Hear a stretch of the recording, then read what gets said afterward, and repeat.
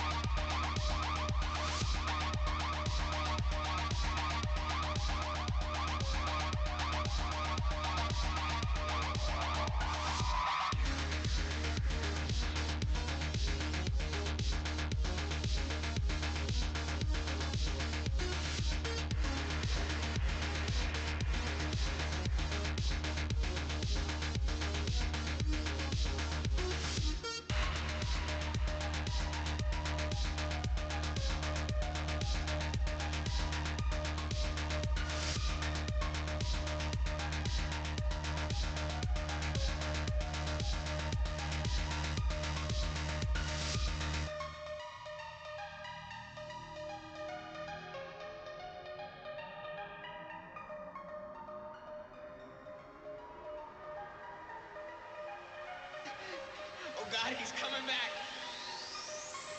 Get out of here.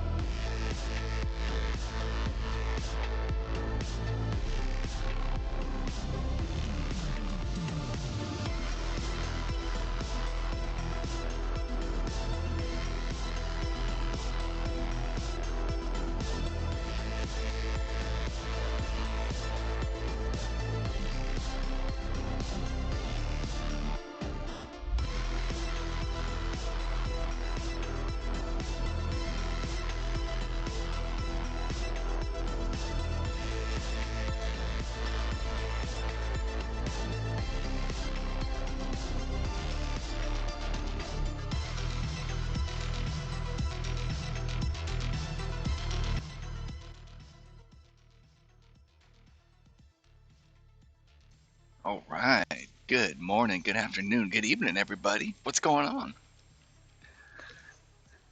Here, let me go ahead and turn off this audio on my other computer.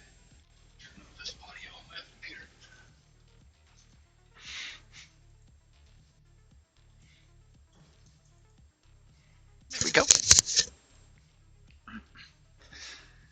All right, we are back in the studio today, just sort of chilling. Actually, let me do this. Let me swap some music around here real quick. Do my best not to get DMCA'd.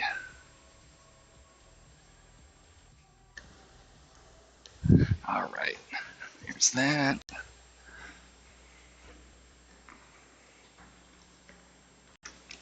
Come over yonder, here. There we go. Now I can hear it. See, like, I need to have some sound. If you've ever done, like, photography, or you've done some shots in the studio, it's hard to do it in silence. My brain just doesn't work that way. At all. All right. So how's everybody doing today? We're back in the studio doing some photography. We'll get this all set up over here so you can see what is going on. Oh, wait, the camera is not working. What's going on here?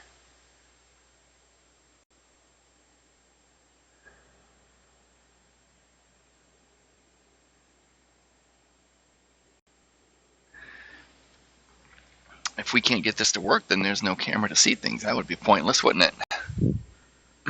We'll turn this off like that. Make sure we got things plugged in the right place. That looks good. Turn this back on like that.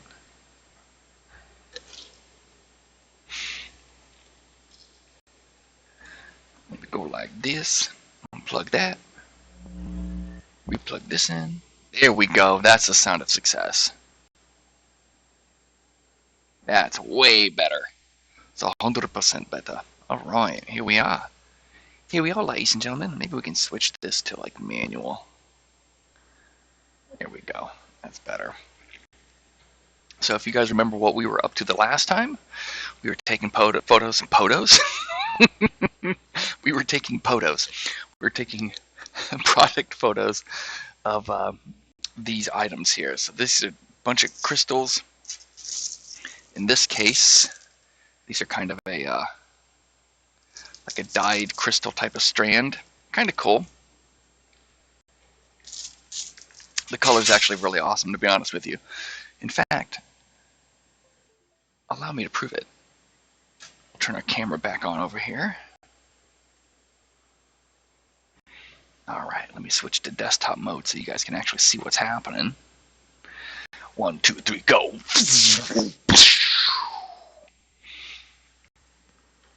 So here we are, we got our strands, and what we need to do is we're gonna get some really cool colorful pictures, but before we do that, we got to get the ones that we're kind of here for, which is the product in the hand. This is something that the end user is looking for, and if they're looking for it, we're going to do it, right? Am I in front of the camera the whole time? Kinda. Ooh, that looks nice. Look at that. That's cool. That actually looks really good. The orange really brings out my tattoos.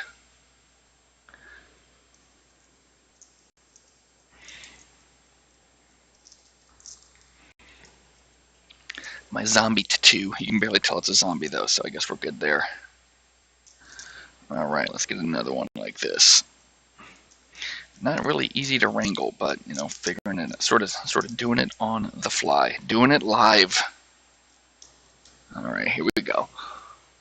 One tattoo. There's another good one. That red up there, that sort of that harsh red in the very top middle, that is letting us know that we are overdriven, and that's not a problem. That's okay. We're not worried about that. We want that background to be as close to white anyway, and as long as, you know, there's some colors in the crystals themselves, then I'm not really all that worried.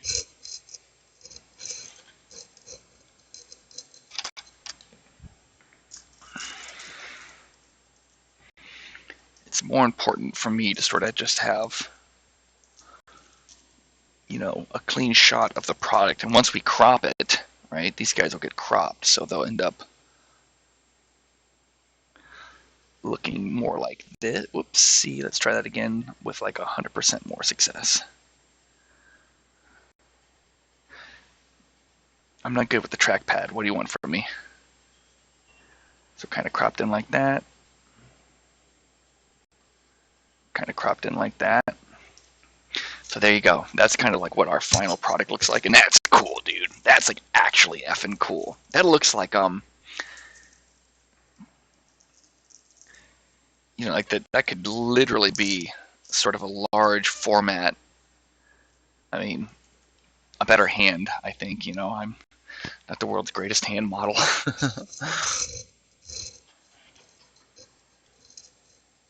But, you know, like they do like quartz crystal watches and stuff like that. 1, 2, 3, 4. Okay, we got enough hands. Hands down, we're good. All right. But now I need more pictures. 1, 2, 3, 4, 5, 6, 7. I need more pictures of the of our little field here with all of its, with all these crystals, because part of it is also these backgrounds. Am I in the way? I should really check to make sure that I'm not blocking everything. I think I am. I kind of put this camera in such a place where, let me just see. Yeah, when I'm leaned over, I'm just blocking everything. So let me see if I can move this without crashing the whole operation. Are you guys, does this like give you any sort of vertigo? Motion sickness?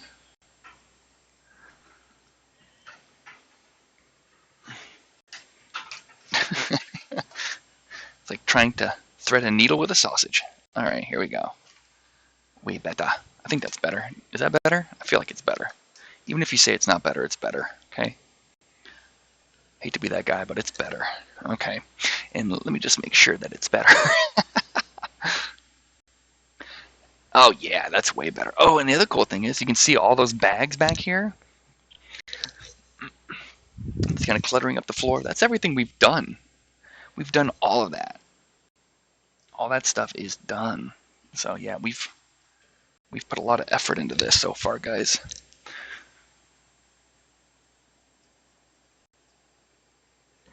So if you were here with us last time, then you know what's going on. But if you're new here, then what we've been doing is photographing on a 5D Mark III. Let me change the light just a little bit here. I'm going to bring down the overhead light a stop. And this is going to make the whole thing a little bit darker, or actually it's just going to bring the saturation of these crystals up. There we go. That's way better. Way better. And I've got two monitors here. I have a calibrated monitor, and then I have the laptop monitor. The calibrated monitor is an Apple Cinema display because the truth is, those things, even, and this is an old one too, but as far as color goes,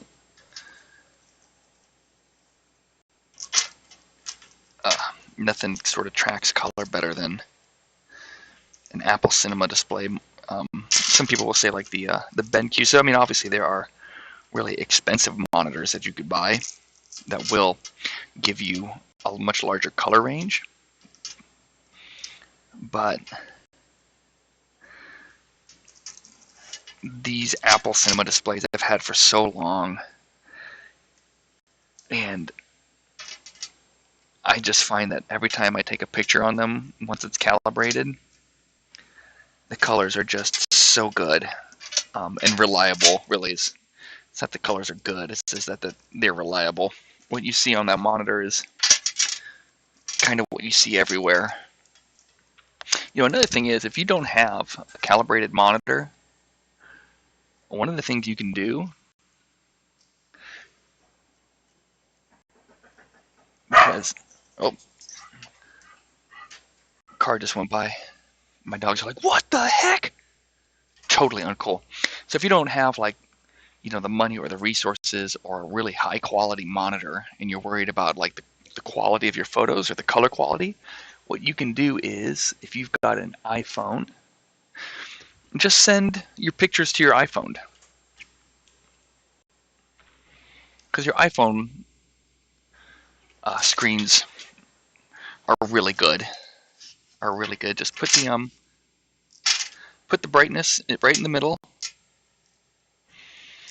and then go to a room sort of in the interior of your house, away from big windows.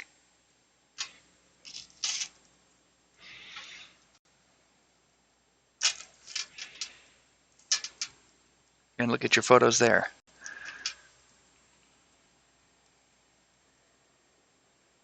When you calibrate your monitors, which nobody really does, but you're supposed to calibrate them depending on your ambient light. And if you have any sort of windows in your house, your ambient light changes pretty much every 30 minutes. With the exception being cloudy days where you might have like a really good window of a steady quality of light in the summer, much less so in the winter. The sun still moves, even on a cloudy day, so you still have to deal with that. Can't get away from the facts, people. The facts are the facts.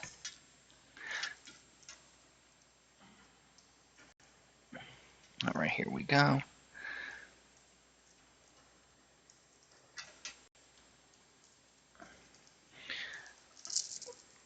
In some ways, working with these strands is really rewarding. And in other ways, it's super tedious. All right, let's see here. I'm using live view on my back of my camera to sort of help me position these things. Yeah, see, that looks cool. It almost looks like weird, like, you know, Native American X-rays. The way these things kind of come out.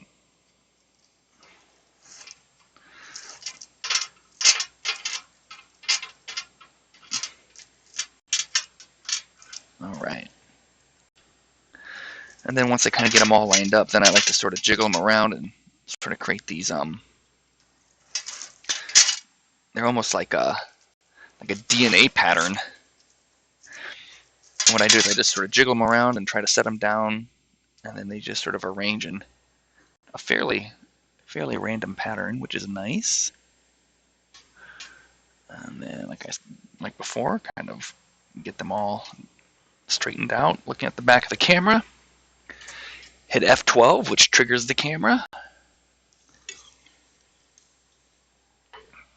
And again, it's very interesting because this is one of those images that where you once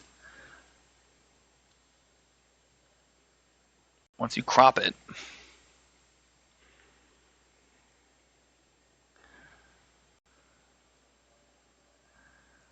I need a mouse so bad over here. Oh my god, let me go get a mouse. I'm about to lose my stuff.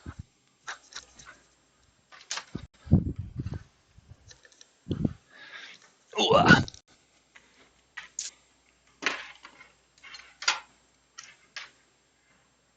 What is that for? Oh, pointer. T to the he. Okay, here we go. All right, I got a mouse. I'm literally losing my mind every time I try to press this frickin'. All right, let's plug this guy in. Doing my best. I promised myself that I wouldn't lose my cool on stream today. I promised myself.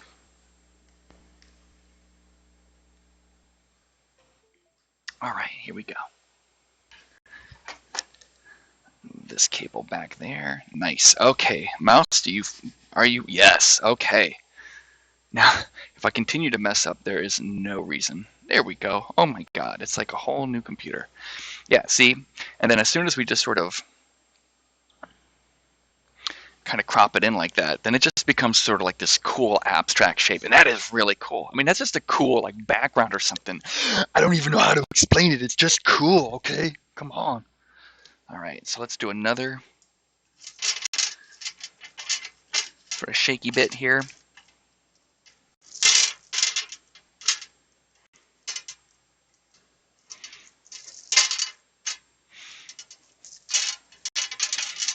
I just sort of shake them and jiggle them up. Then I try to set them down. Get them fairly straight in the viewfinder here. Like that. Hit F12, which fires the camera. And there we go. And then just like before, you know, when it comes down to it, whoops.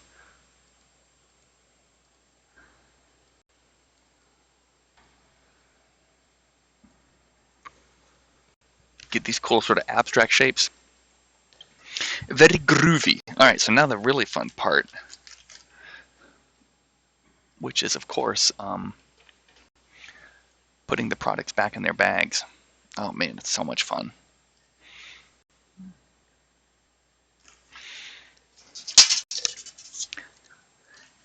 That looks like this.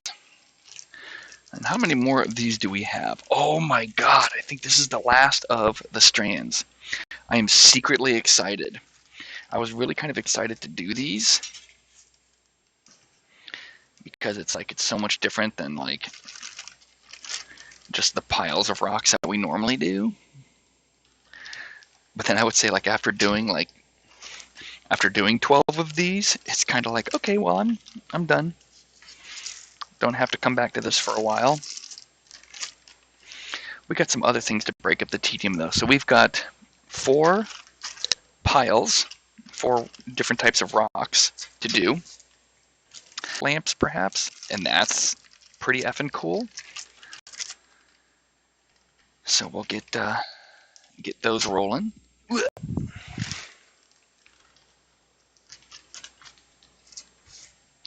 And the other kind of the big part to all this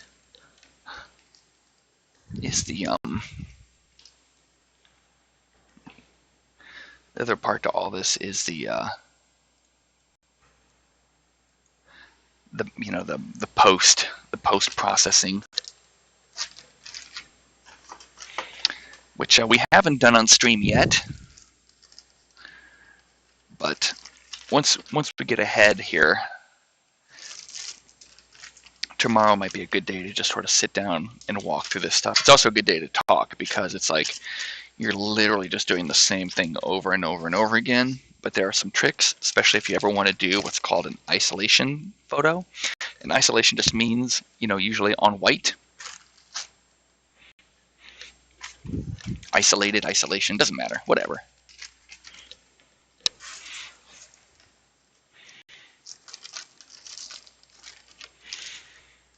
I just realized I think I'm wearing my corduroy pants again. Didn't I wear those like 2 days ago?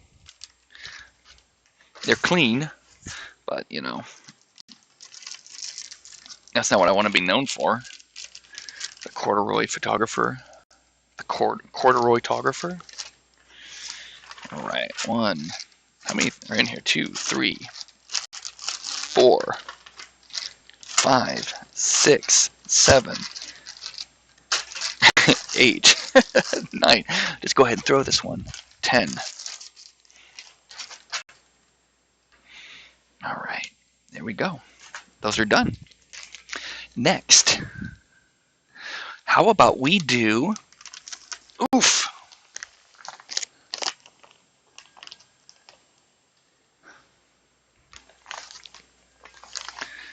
This is called Prehnite? Never heard of it. Never, ever heard of it. But I will tell you one thing we do have to do is we always want to get pictures of the rocks that we have photographed along with their name. Because if something happens where, let's say tomorrow they needed these rocks back like right now, since the names are sort of written on the bags, I don't want to be in a position where I've got a bunch of pictures and I don't know what the pictures are of. Because part of what we do is we also sort of name these files specifically for what the end user needs, so they can keep track of it, right? I mean, there's a lot of stuff, so.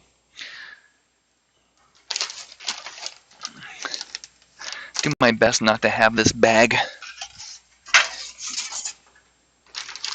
fall over and dump everywhere. That has happened. Luckily, never with the small things. I mean, like if you were to drop this bag on the floor, I don't even know what you would do to get that under control. I think you would just be very, very sad. I think all you could do is just be very, very, very upset with yourself, and then probably spend a lot of time on the floor carefully picking these little chips up. Because I don't know if you can see these, but if we take these and here, flip my screen around so I can see that I'm focusing here. There we go. Can you see how small these are? I mean, that is not a whole lot, bigger than, a grain of sand. Like, I mean, we are definitely talking small at this point. And obviously they're bigger than grains of sand, but you know what I'm trying to say here. Don't get all semantic with me, okay? I ain't got time for that. All right, that's actually a really good pile. Not in the middle of the thing though. So what we do is, and maybe I can turn on live view and really show you here.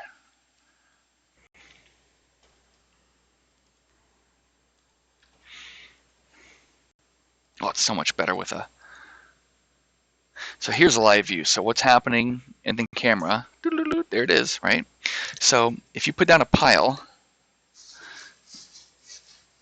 let's say the pile doesn't look good, like that's a heart, but that's not a good pile. So what you can do is, calm down, dogs. Calm down. Everybody good? I'm good. You're good. Just people outside. So what you can do is you can take your little circular, in this case it's a little like cake pan, and then just kind of go like that. Circle it up, and then kind of go lighter and lighter and lighter. And then that there is sort of your end result. And then remember to refocus, and then hit F12, and we'll close our live view here. Maybe, can we close it? Hello? There we go. And there, look at that. That's a nice picture. Now is it in focus? Oh, we're in.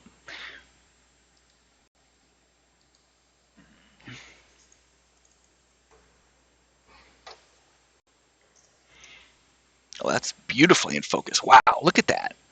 I mean, that's just a really nice picture, guys. We got really, oh, come on, computer, you annoying turd.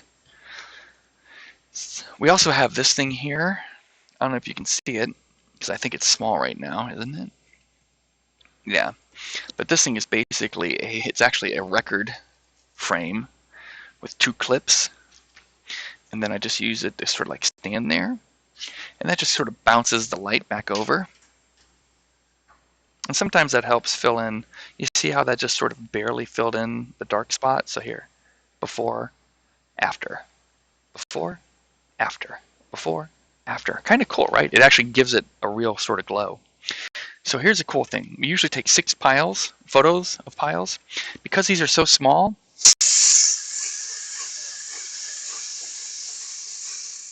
we can just sort of whip it around like that, reshape it, and then just take another picture. And because these particulates are so small, this will look like a completely different pile. So there's one picture, another picture. Like you would not even know those are the same pieces. Good luck. Good luck. You can also just get your hands in there, whip it around.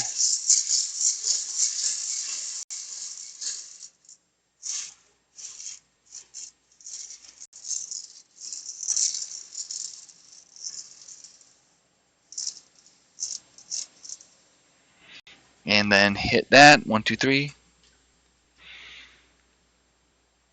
So that's a whole nother picture. Take your finger, stir it up.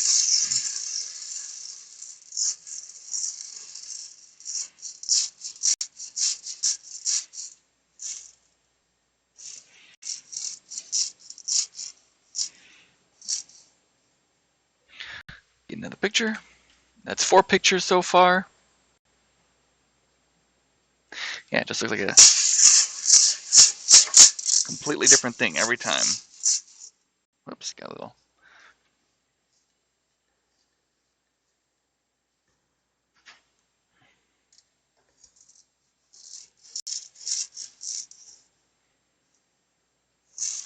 Go like that. Hello there, what you doing? We are taking pictures of rocks on stream. All right, here we go. Hit that F12. What do you think of that? Let's see. Is that the most epic pile of rocks you've ever seen in your whole life? You will never, unwitnessable. You'll never see. Look at that little glowy rock right there. He looked like an eyeball. These are Pronite, whatever that is. Yep. We already did all those ones over there on the floor. Yep, they're all done. Yeah, she'll get you. All right, excellent. So those are done now, or well, that part of it's done. Oh, here it is. All right, now we're gonna scoop it in there. Scoop it. Yeah, I should get more tape.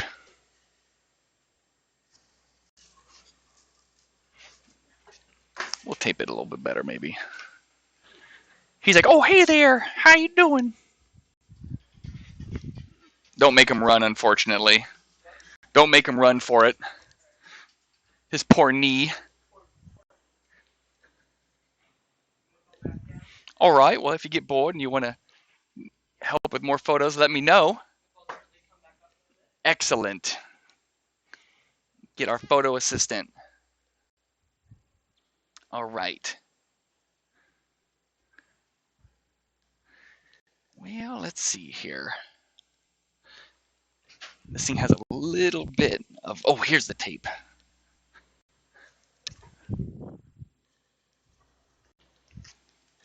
We have this little wooden frame that we use to sort of hold our rocks in, but it's got a little bit of a gap here. So we can fix that.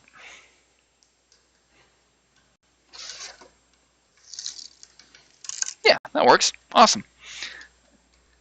All right. Now we can just sort of dump those in there like that. So there is another part of this whole process. There's 3 parts to this process, to be honest with you. The first one that we just did is kind of depending on the type of rock, it's either the easiest or the hardest. In this case, pretty easy. Pretty easy. What we need to do now is take a couple handfuls here, add it to our box. That might be enough. Give it a little bit of a shake. Spread things out a little bit there. And then what we do is we call these like field. I call them field photos because it's literally going to be just a giant field of rocks. So when we take this picture, it's just going to be a whole sheet of aggregate. Look at that. That actually looks really cool. We'll put our little white reflector back in there. That's going to add in a little bit of light there at the bottom. Just even things out. So there's the before without the reflector and the after. And if you just look at that bottom half, you can see that's where the light's being added. Pretty cool. Same as before though, we need like 6 of these. So we can just take our little box and just mix it up. Shake it up. Like that. And when you do, so normally with the big rocks, I don't shake the box. No need to. Actually, just shaking the box really doesn't do anything with the big rocks because they're big, right? Not really going to shuffle them around like these little ones. So in those cases, you just use your hands, sort of rough them up a little bit like this.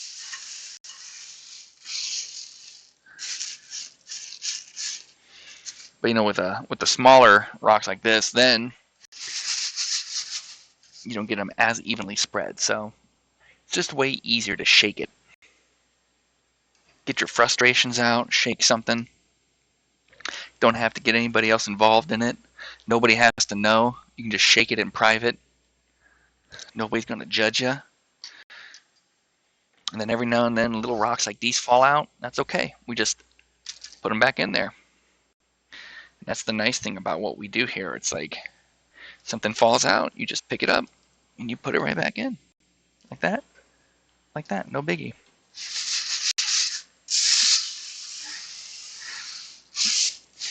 Stir it up a bit.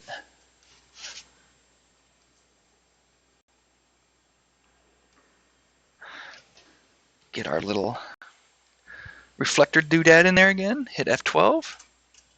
And how many of these do we got now? Is that 6 or 5? Let's find out. We got 1, 2, 3, 4, 5. We got 5. All right, we need one more because I like to have 6 for these. Just like before, we'll get everything sort of scooped away.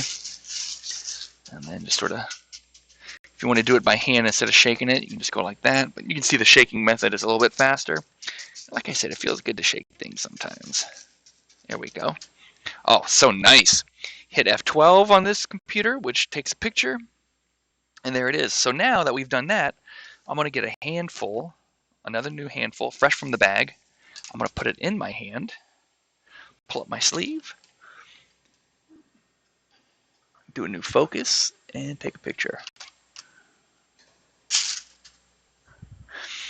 And then that's exactly the kind of photo that we're looking for. So these are really meant to sort of give you an idea, sort of what you're getting and scale. One of the things I got to remember to do is get the ruler in here, because the ruler also helps with the scale. But if you're like me, and I hope there's more than just being out there like this, but the ruler is sort of an abstract thing. People always tell me or ask me, well, how big do you think that is? And I'm just like, I just don't have a good feeling for measurements, math. I'm a visually relatable person. I know what my hand is. You know what I mean? So when I see rocks in relation to a hand, and I get it, hands can be all different types of sizes. So not always a great, obviously Andre the Giant's hand might be a little bit bigger than mine. I get it. I get it. Don't worry about it. It's all right.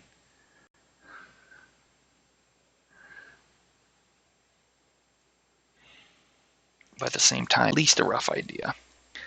And I like to get lots of stones in there, and then I like to get a little bit of stone in there and spread them out.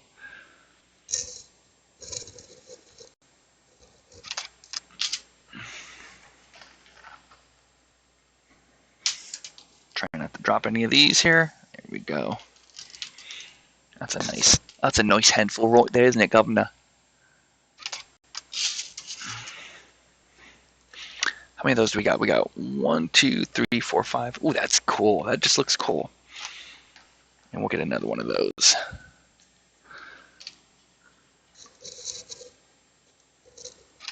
And the reason why we do so many of each photo is so we have variety and we know what we're looking at. Okay, so how do you get a bunch of little rocks back into a bag without dropping little rocks all over the place?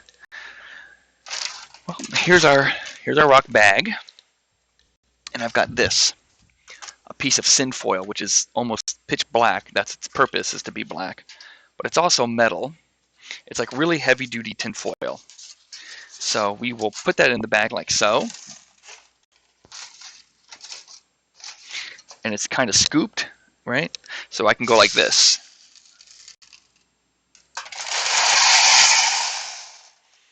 And then with the exception of like that guy, that guy, that guy, this guy, and that guy, they all pretty much go in there.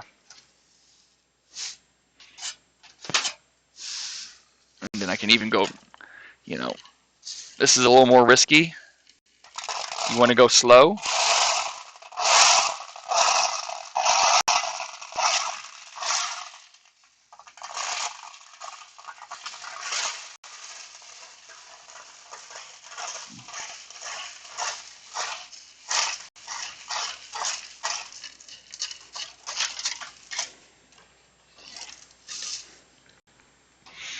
But you can see that actually works pretty good.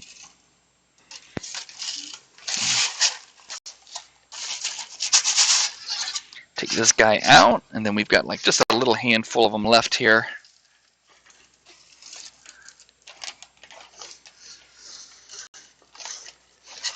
There we go. And they all go in there. And then we've got a clear box and a big bag of rocks. And then I actually pour them over this drum. This is another drum. And then we're able to get any leftovers. Go like that. And then It's actually pretty surprising how little of these things actually get sort of outside of the bounds here. We got just a couple here on the table. There's one there. There's one way over here. Get those back in there. And then what do we got? Anything over here? We got just like, looks like 4.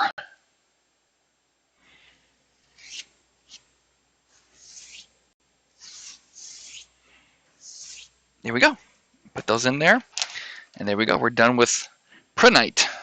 Don't know what Prenite is, but we're done with it. Ooh, he's heavy though. These are not light bags at all. Not even slightly light.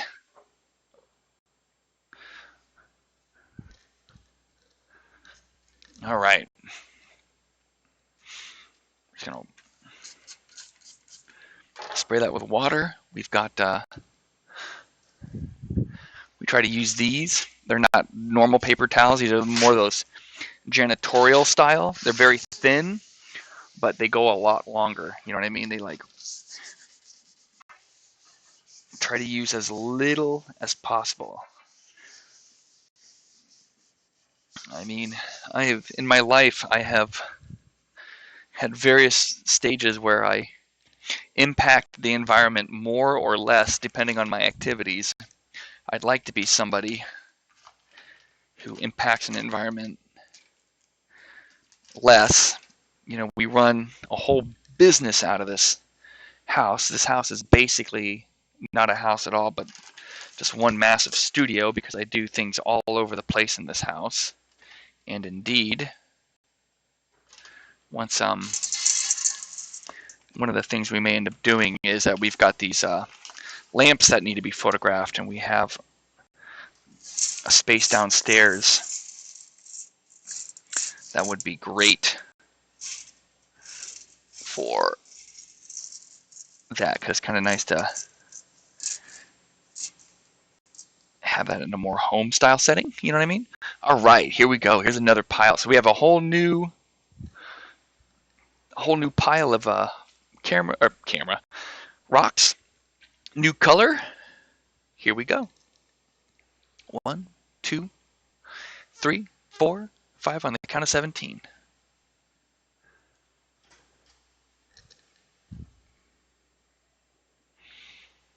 Wow, those are gorgeous. Look at that pink color. That's insane. Let's get our little light booster here. And you know, there's something that you might notice that's going on here, which is nothing we really have a whole lot of control over. We could have as much control over it as we wanted, but I'll talk about it here in a second. In fact, let me go use the restroom and then we'll talk about sort of what's happening on screen. I'll be right back.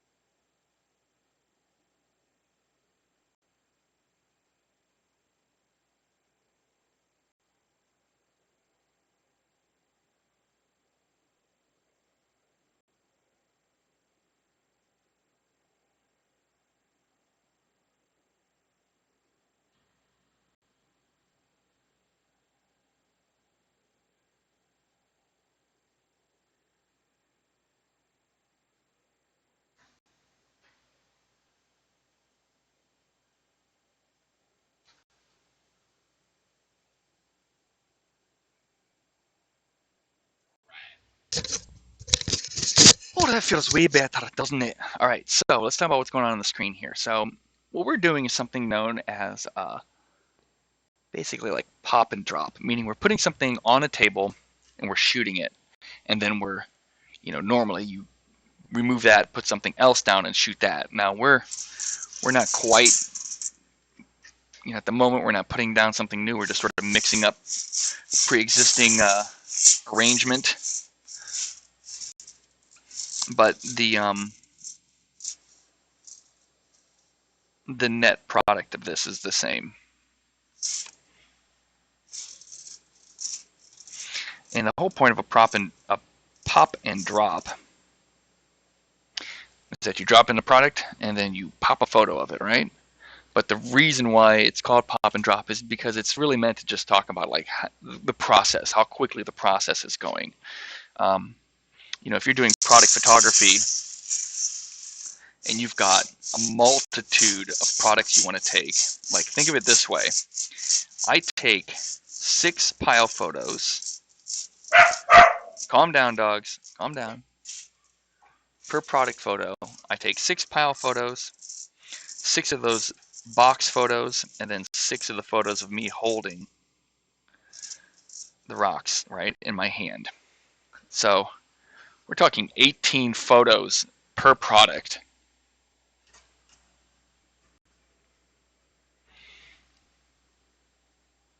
That's a lot, so it's not like I can sit here. And then not only that, but we already have something like 25. So who's good at math?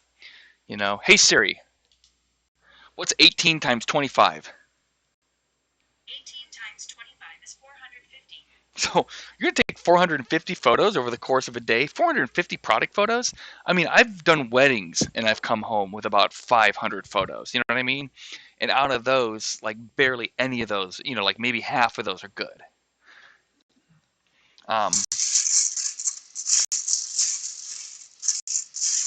So you think that we're doing 450, and these photos need to be usable. I mean, think about when you take wedding photos. It's like you're on the go, you're sort of running and gunning. A lot of times your very first photo doesn't work, or you don't have things set up with. I mean, I'm just talking about my own experience. People who do weddings all the time, they might be like, oh, I take 300 photos and I give them 300 photos. Good for you, dog. But my point here is, let's see how many of these we got. We got 1, 2, 3, 4, 5.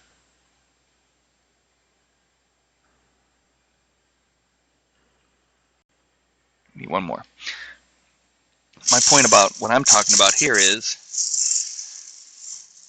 you can't spend a lot of time with each photo. I mean, it's just, unless nobody's ever going to pay you. I mean, like if I was getting $10 for each photo, just think about that. If I was getting $10 for each photo, we'd be talking about $4,500 right now. I'm not getting $10 for each photo. I'm getting much less. Much less. On average, I'm probably getting about like $1 a photo. I'm getting more than that, but not like a wildly huge amount more. So you got to move. You know what I'm saying? You've got to move. And then don't forget, you're not done after you take the photo. Then you got to edit these things. And I try to do these in such a way that we have to incorporate the least amount of editing possible, but you still have to edit the photos. Make sure the crops are right. Some of them are square, some of them are rectangle.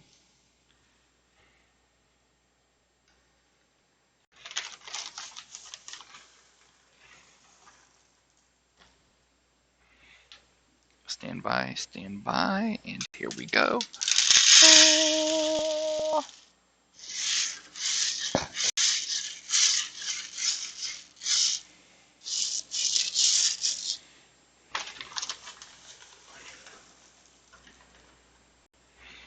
Get another hand pile here. Hit it up. There we go.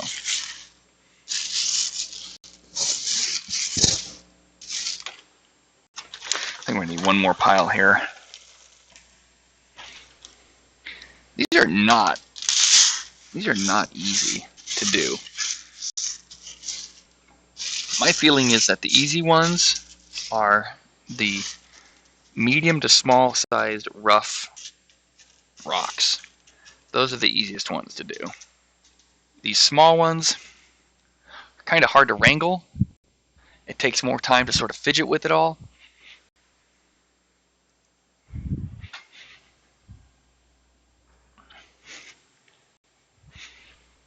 Alright, here we go. New photo in 5, 4, 3, 2. Chicka chicka chicka.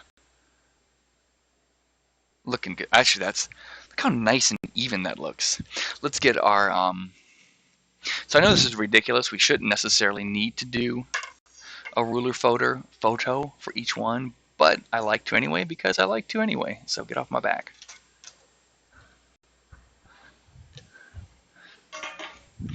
I find like consistency, even if it's redundant, is helpful in situations like this. All right, let's get a picture. Coolly. And let's stir it up a bit. I'm not going to do the whole shaky thing because this one here is a little bit more fuller than our last one. And you don't need to like agitate the rocks a whole bunch either. Like this picture will look completely different, see? And really, I'm just sort of running my fingers really lightly, just sort of barely agitating. And then I'll go into the corners. But there we go. 1, 2, 3, boom. And again, looks completely different.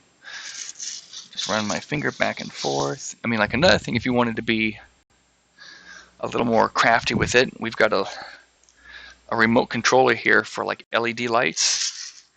And just kind of going like that will not only sort of even them out, but it'll agitate them enough that they look completely different, right? So look at this picture here.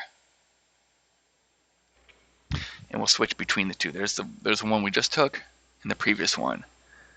I mean, just turning, shifting rocks a millimeter and having them rotate, 3 degrees is usually more than enough to make it look like a whole different set of rocks. You know what I mean? And again, like, I'm barely fidgeting with these. So there's the one we just took. And the previous. Like, there's nothing the same about the two. Pretty cool, huh?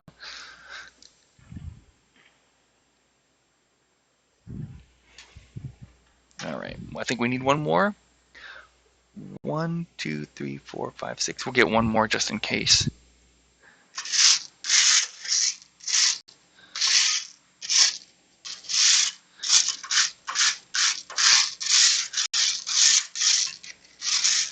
Again, I'm literally using a remote control from like those LED light strips. So yeah. All right. Let's get a handful the way that we do. Put it in our hands as you would with a handful. Take a picture. We can even just sort of cup our hands, sort of shake and agitate. We don't even need to get a new handful.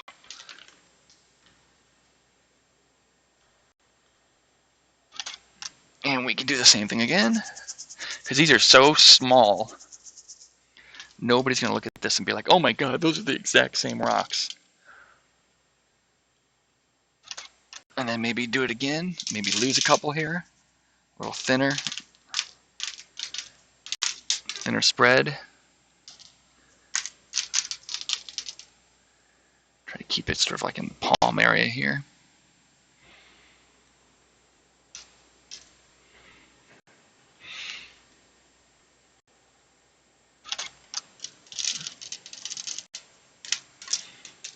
And again, these are very Easter pink type colors here.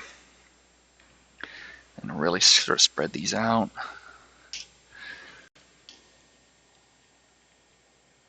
And then we'll just get one more handful. And I think that'll be, yep.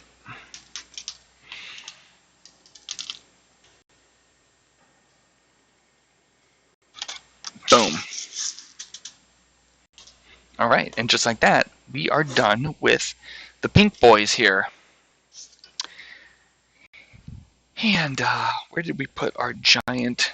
There it is.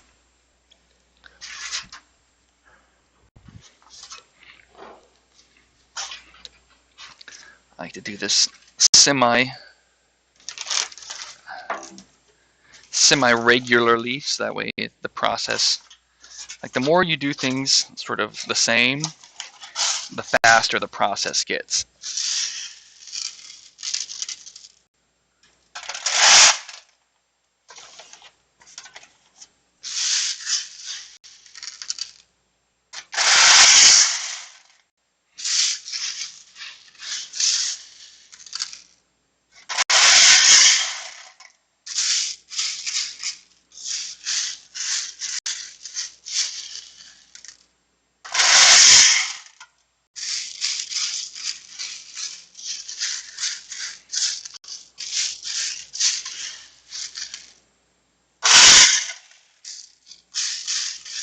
All right, here we go.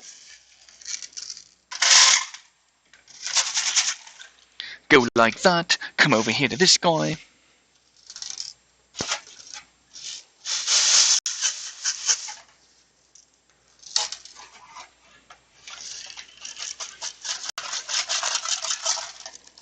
And there we go. Look at that. Pretty streamlined at this point, don't you think? And we really sort of cut down the amount of ones that I think we had like a, what, maybe like 20 or 30 last time? Maybe a little less. That time I think we had 6 that got away from us. Way better. Way better. And same as before. Oh, we'll get our photo of it. Pink kunzite. Remember, this is our way of sort of keeping track of these things. Wow, that's loud.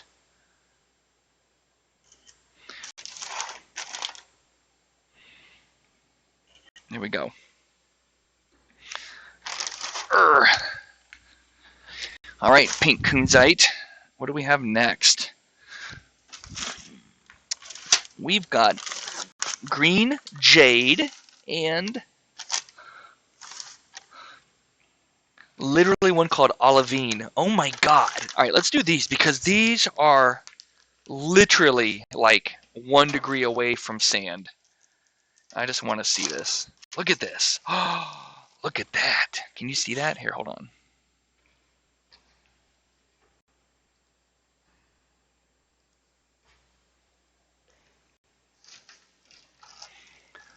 Look at these guys. I mean, these look like gemstones.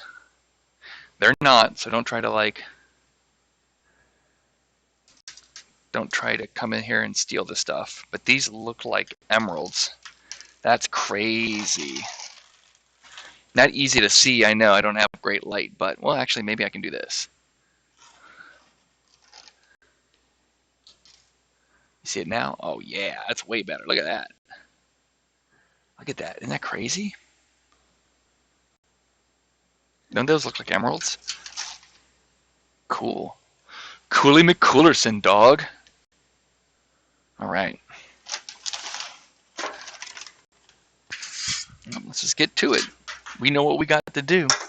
We know what we're here for. Grab a big old handful of these.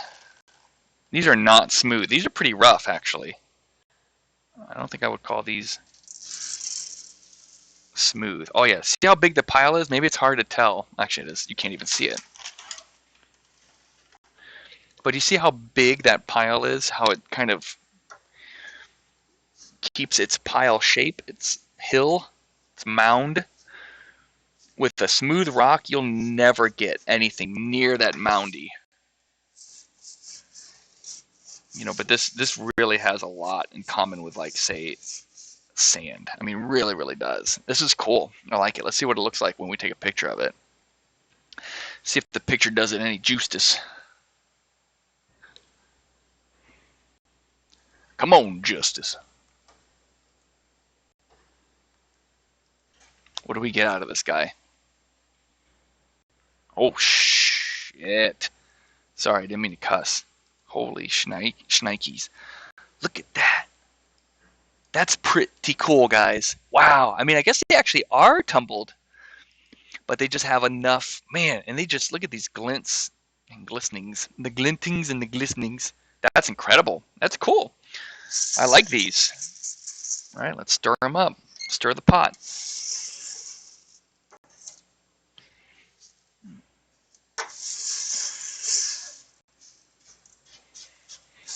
I gotta sort of help it back into a mound because they won't just like naturally ramp up like the much smoother ones will. The other ones will sort of gather on themselves in some weird way. They won't gather as high, but they'll still gather on themselves. This one here, you can tell it's like, once you flatten it out like that, and even when you go like this, you still kind of get a bit of a flat top, like a volcano. There we go. That works. We're figuring it out. Oh man. I mean, this is fun. I like the new ones. It's cool to like see how a whole different type of rock and stone sort of reacts to what you do with it. Oops.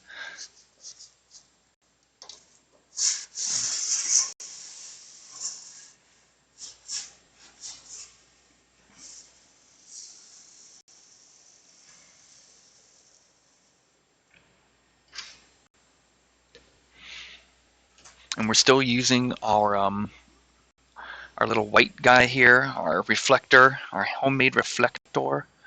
We could actually cover that with tin foil. It would reflect even more light.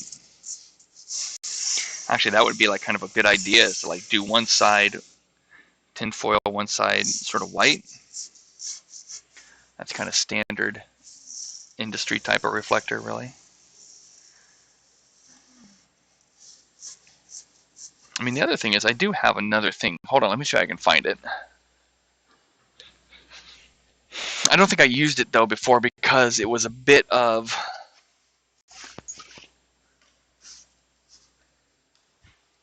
kind of hard to wrangle. So I got this what's called a triflector, right? And we could probably go like this. And this would, I bet you this would really brighten it up. 1, 2, 3, let's see what happens. That's cool. That's pretty cool, actually. Look at that. It really puts a spotlight at the very top of the product. That's kind of cool. I kind of like it. I ain't gonna lie. Let's play around with it a little bit more. And no, I'm not worried the fact that we're changing gears a little bit here mid-shoot. I mean, you know, it's like, it's one of those things where 1, 2, 3, 4, 5, we'll need one more. Where if this turned out to be a better solution going forward, you know, I'll do it mid-shoot. I don't care. It's not going to really impact what we've done before, even if it is, again, if the budget was like massive and the time considerations were bigger, you know, you wouldn't go around and do this kind of thing. But that's not the case. Yeah, that's cool. That's cool. It's a little bit less, I should say it's a little more ornery to use. How big is that by comparison? It's a little bit smaller. Let me try this. Like I said, it's okay to experiment, right? So what if we just do the same thing? Only I go like that.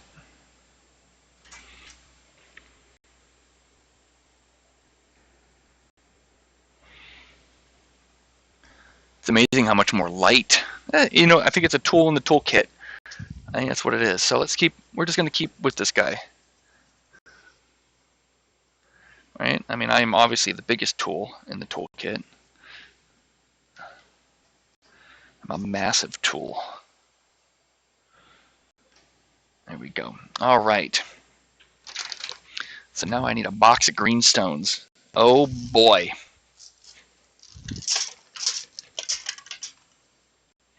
I have a little bit of a hole here at the bottom. Let's plug that up. Plugging up the hole, laddie. Like we keep getting smaller and smaller stones involved here. I mean, I wonder if at one point we are going to end up with sand.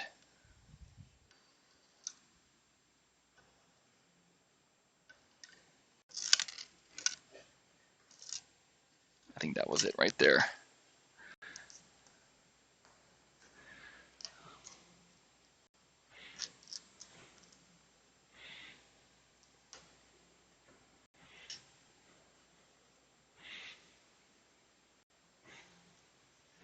Okay.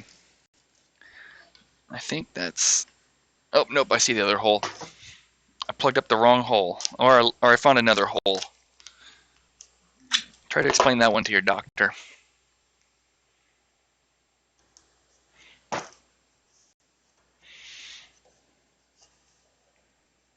Oh, proctologist. Question. All right, we're cool. Let's do this.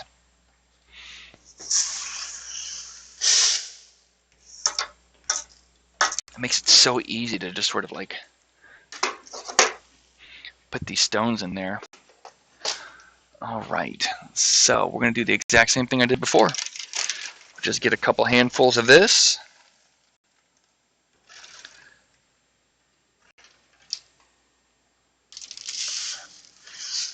Spread them out.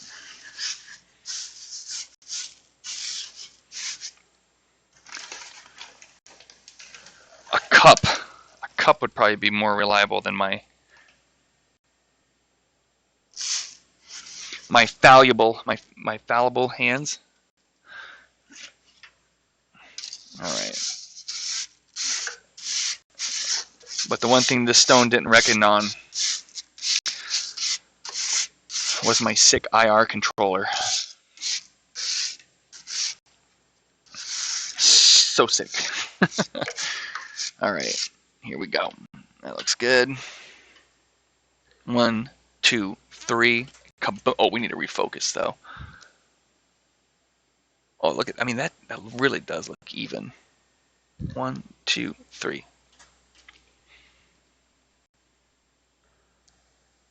Yep, that looks good. Okay, same as before, use our little controller here. It looks like grass.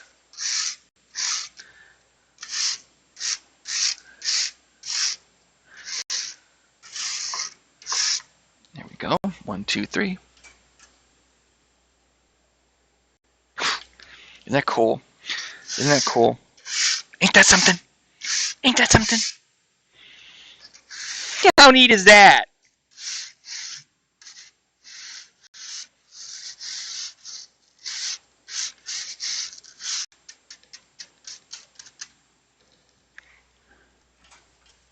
That's number 3.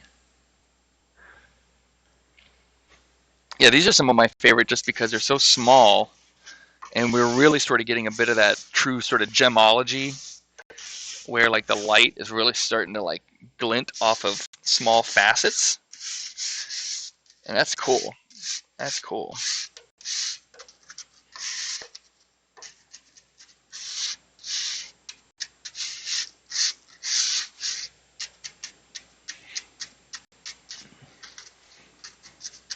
I should probably check to see if anybody is contacting us on our social medias and watching and getting a hold of us. All right, nothing on YouTube. I'll check the other accounts here in a second.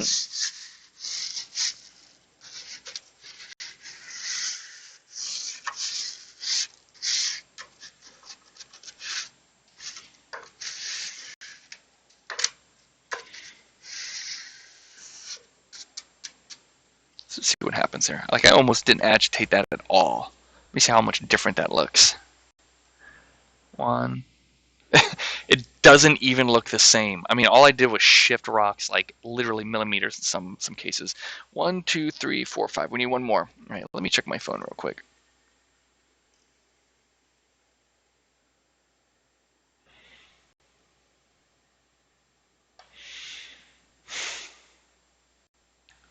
Put that right here so I can see it. All right. Okay, that's a question that we can always talk about. We talk about it a lot. One of the most common questions, which is what lens are we using for this? So we'll just start from the top. We'll talk about all the gear here because I don't think we've talked about it at all today. So for the camera, we're using a Canon 5D Mark III, but it could be pretty much any camera, right? These photos mostly get used for social media as far as I know. So it's not like we need a absolutely aggressive amount of megapixels here in order to make this possible. The next thing is that we're using a 50 millimeter lens. We're using the Canon f 1.4 50 millimeter, the non-L version, so the cheaper one, which by the way, I would suggest buying if anybody's like, oh, I need a I need a good lens, and I've got a Canon, and I'm guarantee a Nikon and Sony all have their equivalents, but I would always go with the cheap f1.4. I mean, you don't ever even have to buy the expensive L lens, especially not the 2.0s or the 1.8s. Oh, here comes the lady. Welcome to our rock stream. She just sighed. You don't. I can turn the camera off. Okay. Not everybody wants to be on camera, and they have that right.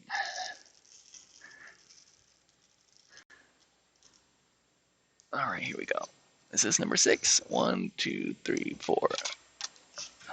Look at these, sweetheart. These look literally like emeralds. 2, 3, 4, 5, 6. These are called olivine. Olivine. Give me your hand. All right. Take this guy.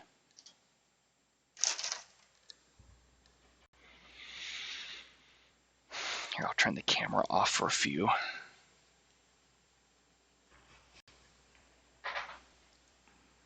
Pow. There you go. No camera on now. You can see, no camera. But don't those look like little emerald chips? Or like AstroTurf? Yeah, this is basically sand.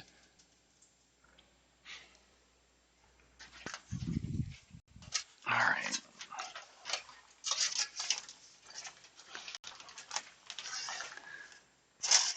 All right, let's scoop the poop.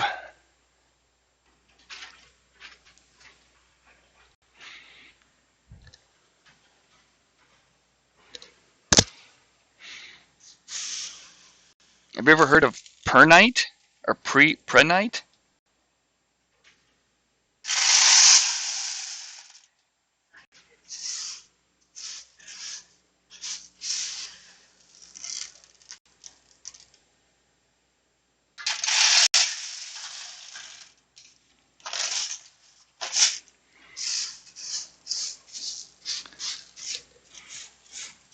Joy is our resident gemologist.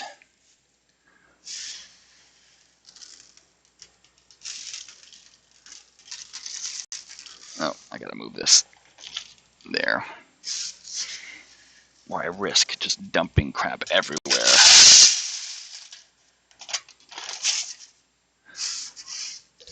What's up, cutie?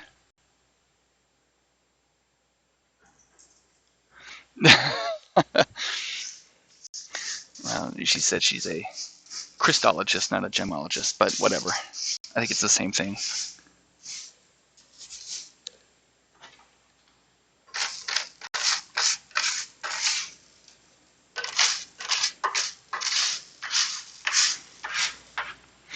Using our multi-purpose tool here.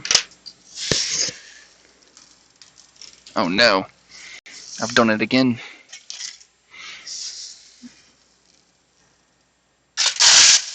These are not easy to handle, like to scoop them back in there.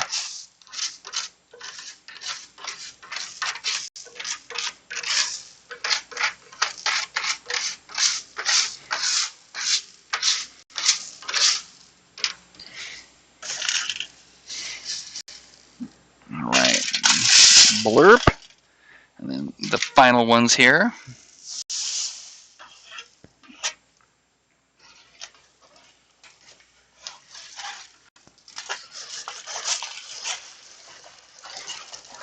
There we go.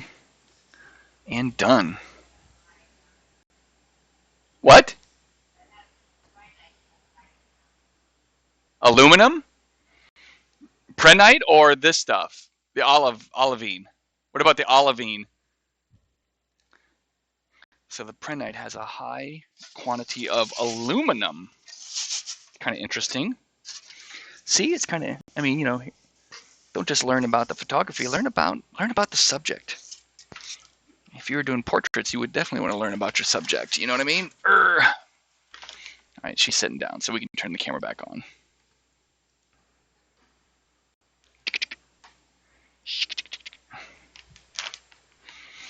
All right, and all we've got, well, we got a whole bunch left, but for right now, how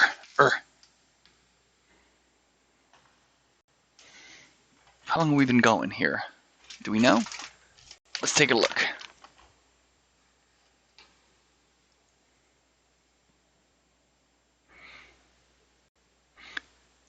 Man, it's amazing how quickly time kind of flies, isn't it? Getting close to 2 hours here, guys. All right, let's put this guy here. You can see our pile is growing. All right, now this one here, everybody knows.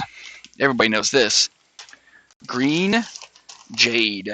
Mr. Jade. Oh, let me get a picture of the Prenite or whatever it's called. No, I'm sorry, the olivine. There's that.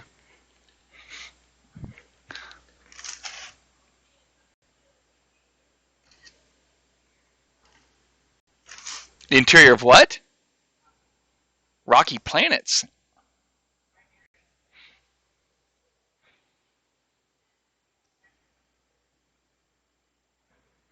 All right, so you couldn't hear that, but what you just said is that olivine, that beautiful green crystalline subject we just took a picture of, is considered to be a major component of rocky planets and has been detected in the mantle of the Earth, Mars, and the Moon. So, very interesting. I mean, crystals, man.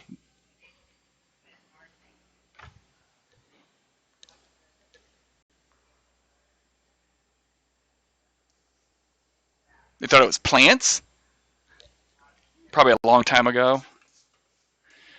So,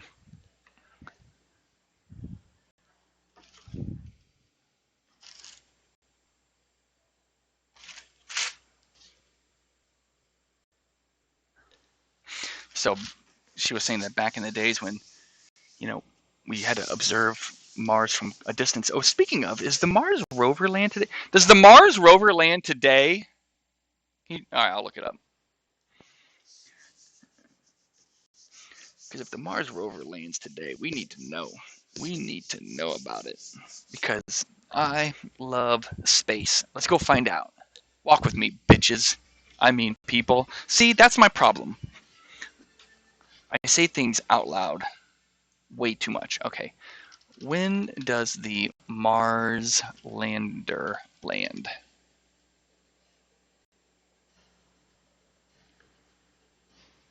February 18th. 3, basically 4 o'clock, but 3:55 p.m. tomorrow Eastern time. So get ready, fools. All right.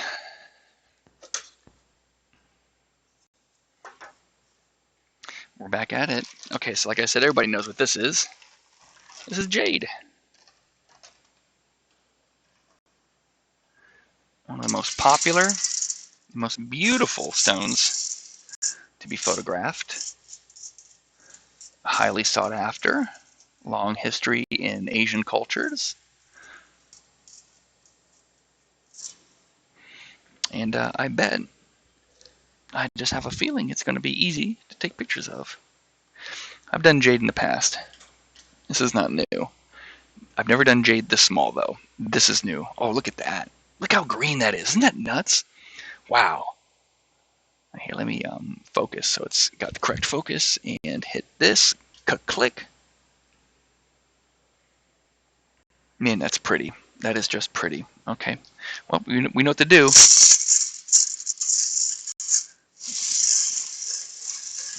Swirl it up. Swirl it up.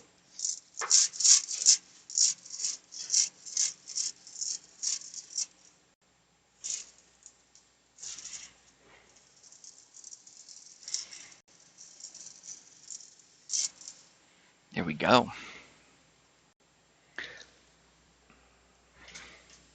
What if we can do live view as like small over here, right? Like that. That way you guys can see me stirring the pot, so to speak, yeah? So that's how I kind of spread everything out. And then I go like this to sort of get everything to recongeal in the middle into a pile. These the bigger rocks sort of leave a divot in the top, so you kind of have to put a little extra effort into that. I'm trying my best to get this into the middle of the frame. There we go. That's pretty good. So that's a respectable pile. I think people would look at that and be like, nice pile, dog. Oh, except for this turd. Look at this guy. What an a-hole. All right, 1, 2, 3. One more. So I think we got 3. Let's start giving them 5 stars so we know where we are. 1, 2, 3, 3. Yeah. Okay. And we continue. Mix it up a bit.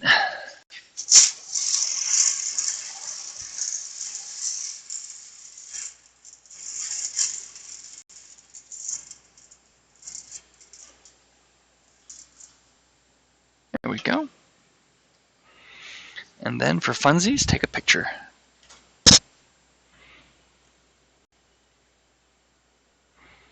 Yeah, it goes without saying that these are fairly easy to do. Pat it down, swirl it up. And actually, this one here holds a pretty respectable mound. Some of them just don't. But I think it's because these have a lot of sort of different shapes to them. Oh,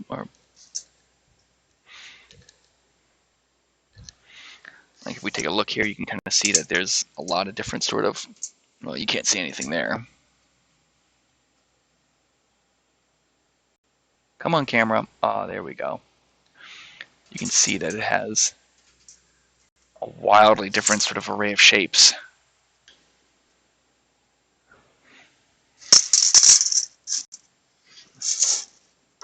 Yarg. That's a problem. Once they get out, then it's hard to get them back in. It's like kids or dogs. It's like kids right before childbirth.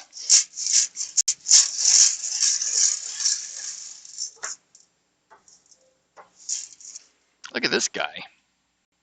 He's like a perfect cylinder. What the heck? That's weird.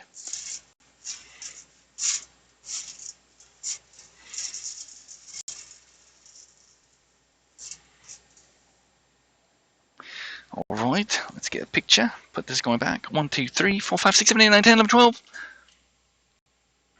So we got 1, 2, 3, 4, 5, 6. Nice. Okay. Well, we're done with that.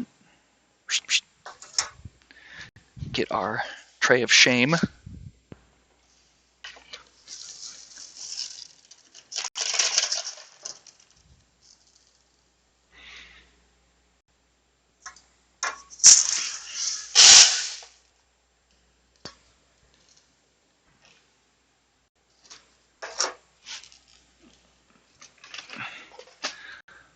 And here is our tray.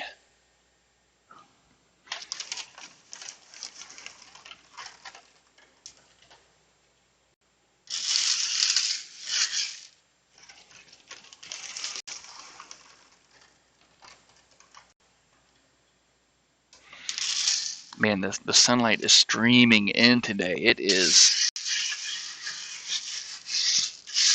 sunny with a chance of sunny AF.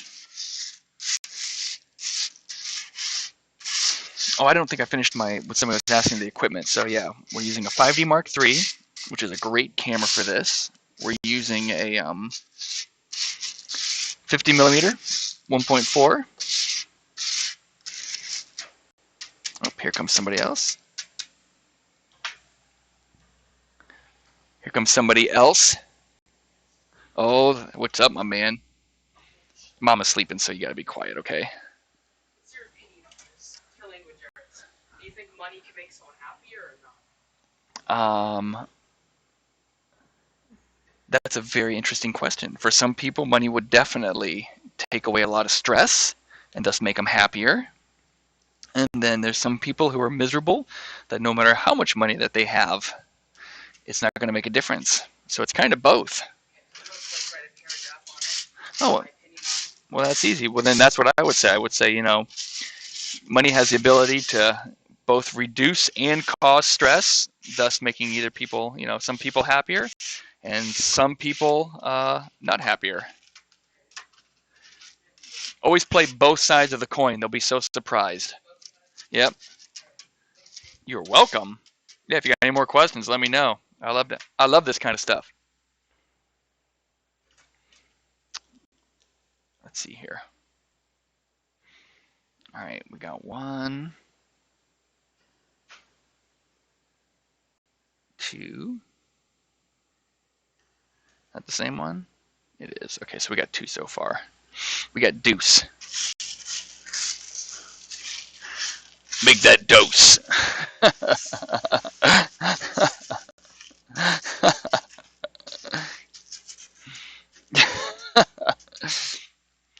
Hearts in chat if you know what that's from and why I'm laughing. All right, here we go. This is 3. Watch as I just bang through these.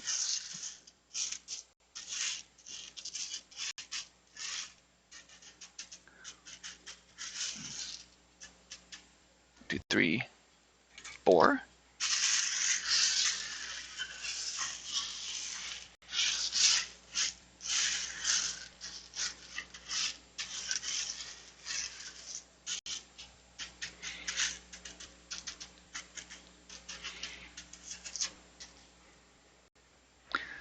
Four. Just kidding. That's 5.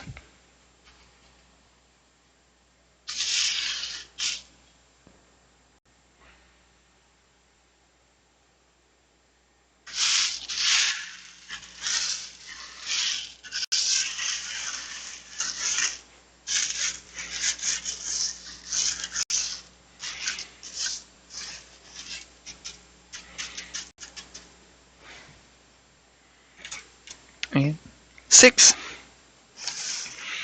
And then we know what happens next. We get our hand pictures in there.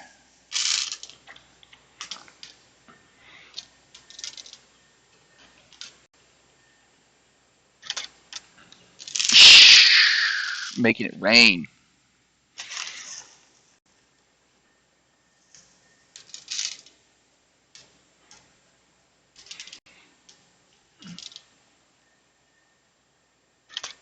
Okay, that's 2.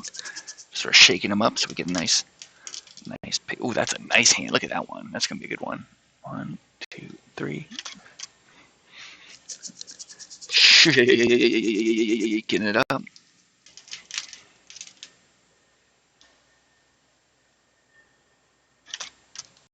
not sure how many that is, but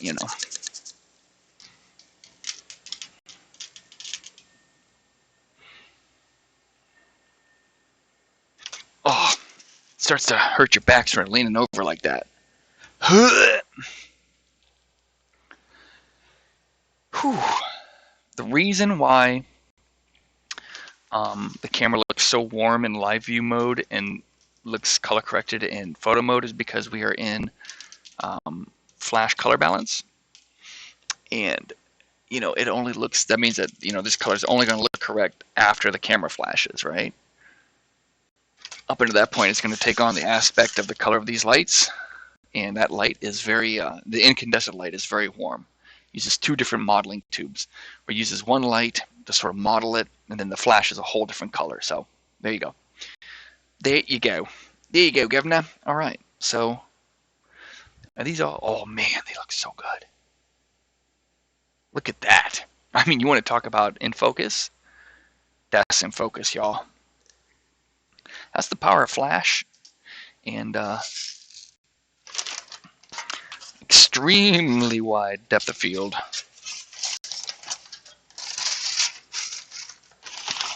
We're shooting at f11, right? I should say up there, yeah, aperture f11. I mean, here's the thing, though. It's like even at aperture f11, when you're at these, like, when you're photographing at like close differences or like, you know, distances, and there's not your focal point is really close to the camera, then you're still going to be out of focus at an equidistant length from behind the camera or behind your subject. So what am I trying to say here? I'm saying that like if my hand is the subject and this is the foreground, like from this distance to here, this is in focus. But the background, if it's equidistant to the camera, this will start to be out of focus. You know, that's why if you ever want to get like a really out of focus shot of your subject, you have a really wide aperture, like f1.4, and you're fairly close to them, and your background is really far away from them, right?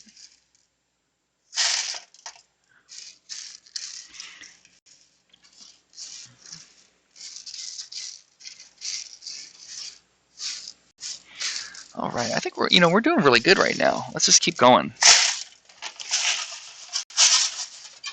Let me go see if I have a different type of rock downstairs to just kind of help keep things sort of not the same, you know?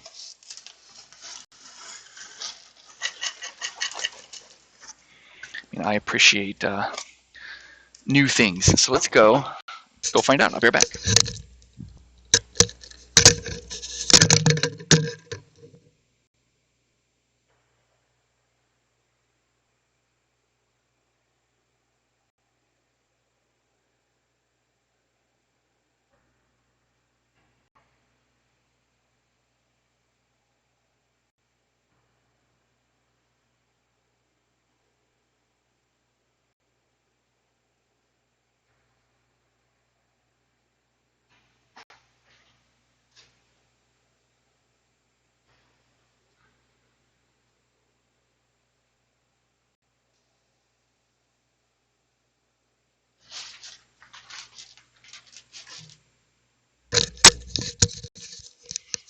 Well, this is a really cool looking stone. I don't think I've ever seen before. Oh, hey, let's close this up.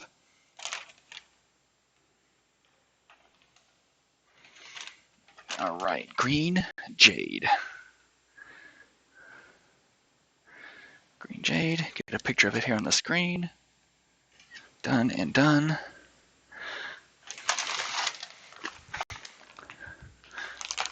But this doesn't even look real. Here, let me go show Joy one of these. See what she says. You want to see something really crazy?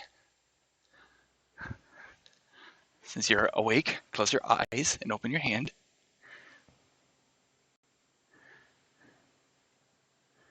Opalite. Look at that. Our resident gemologist says it's nuts, so you know it's good. Yeah, I got a whole bag of these. All right, so now that I've showed her. What's that, babe? Yeah, they're all pretty much that shape. All right, let's do it justice by cleaning off our surface real quick here.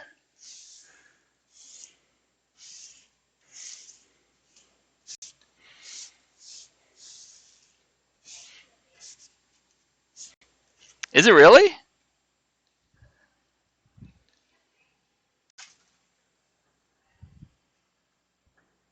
That's still cool.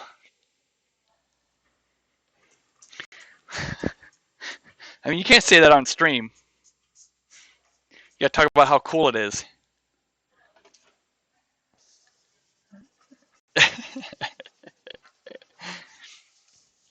Joy is a naturalist, so we just found out that this opalite is man-made, so she's like way less into it right now.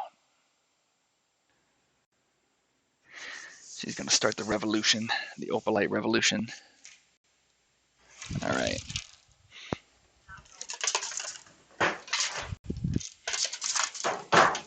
So is anything with the last name Ite or Light fake?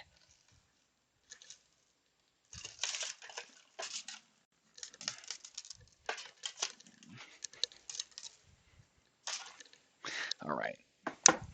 So anyway, I think they look really cool. Are you ready? Let's go for it. One, get my hand sort of in focus here. Bro, come on.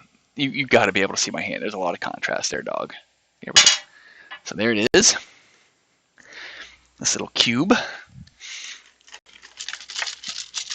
Arrgh.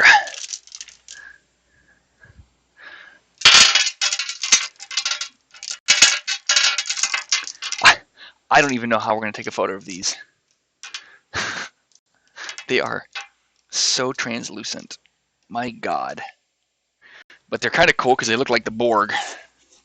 Here, let me just get a picture so you guys can see what's on the table here.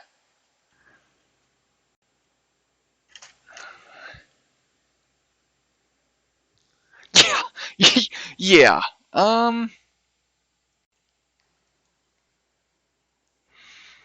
Definitely a case of white on white. Huh. This might also be a case of. We'll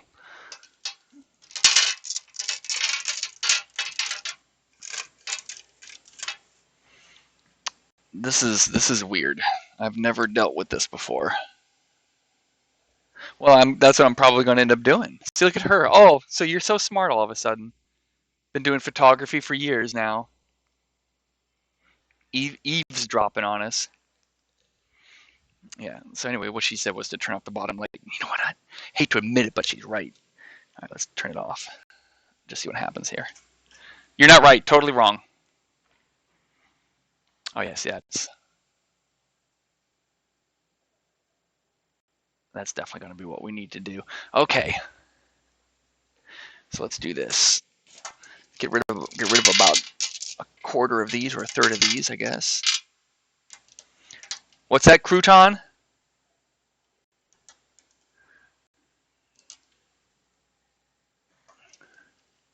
Photographer in absentia.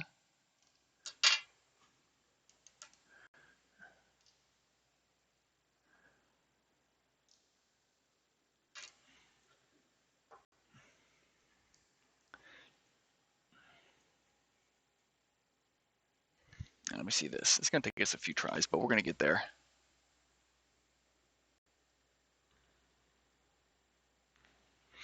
Actually, that looks pretty cool. We do need to ramp up the... now that we've taken that one down so much, we need to bring the top one up.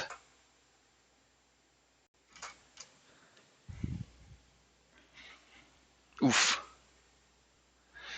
These are not easy. These are not schneezy.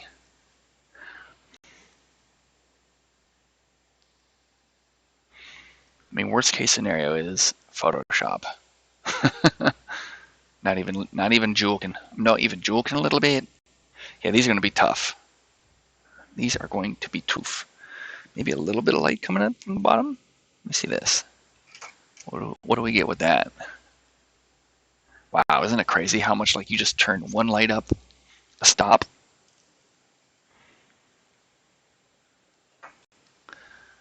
I turn one light up, one light down. Yeah, I mean, I think that's what we'll... I don't know. You know, let's do this. Let me try this. Let me turn off the bottom light again. Take that one up. Put our reflector in there. Oops, actually, here, hold on. Well, the next one should be better.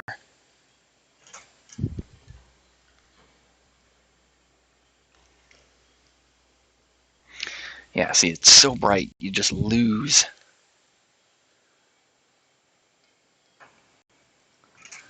Bring it down a little bit.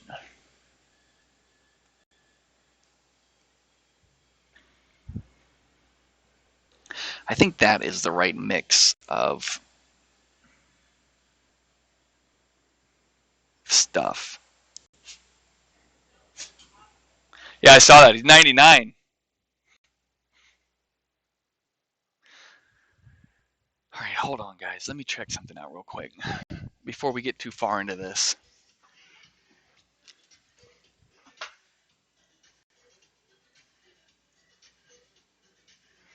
I'm over at my other computer.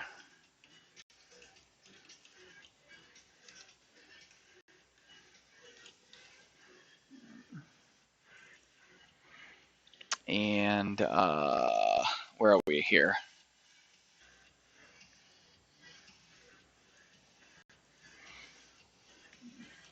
What I'm going to do is I'm going to open this file that we just took a picture with in Photoshop, and we're going to see if we're able to sort of fudgy-wudgy it. I'm on a different computer too, so that's why you can see what I'm doing. You're just going to have to take my word while I burp.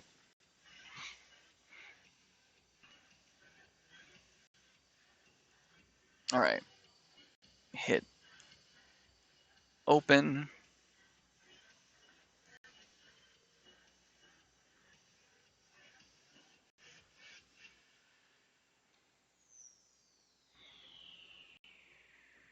Ooh, that didn't work.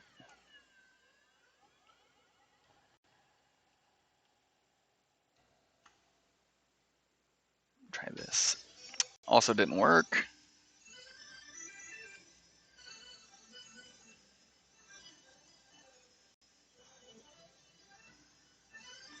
Yo, this music is slapping.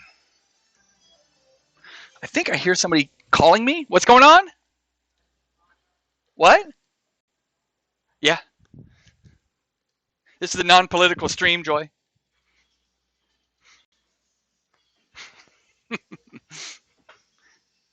All right. Let's grab this.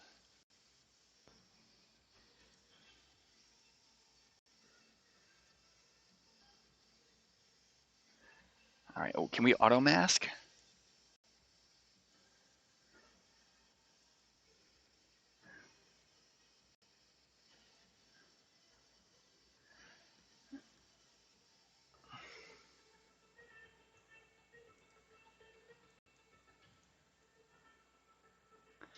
Oh man, I really need some sort of auto masking. This is not going to be easy, unfortunately. So here's what we're going to do instead. I do have an idea. That idea would be to go gray. You keep saying something, baby?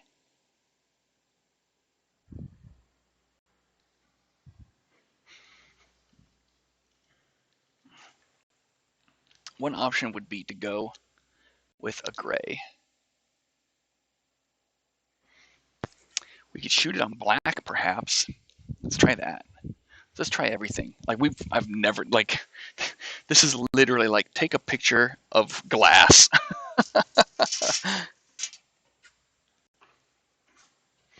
It's like, yeah, but it's way different. This is kind of fun though. Gray would be the optimal color, I think.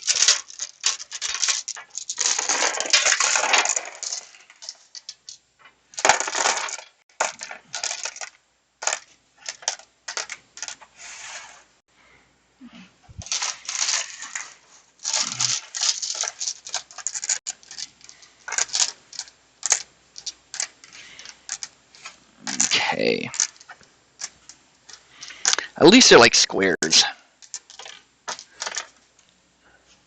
If if these weren't squares and these were like little round circular barrels, which I get sometimes, oh god.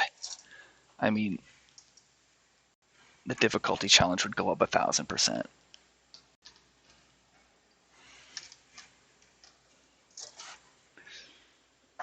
All right. All right, so here we go. Same thing, just now I'm black.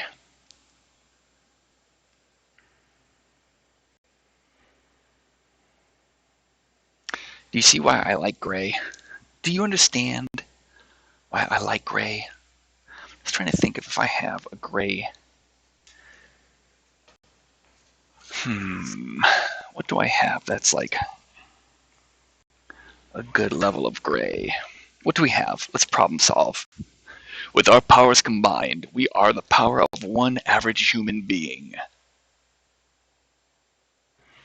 I have gray cloth. Let's go find our gray cloth.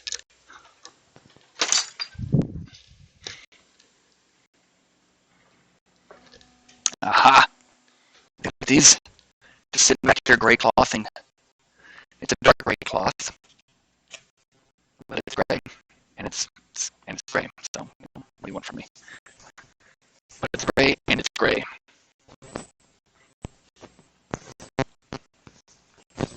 It's also nylon, so it's like the most staticky thing. I'm generating gigavolts right now. Everything, I can feel my leg hairs like going zippity zap. I'm not even kidding. All right, let's see if I can do this without getting dog hair all over it.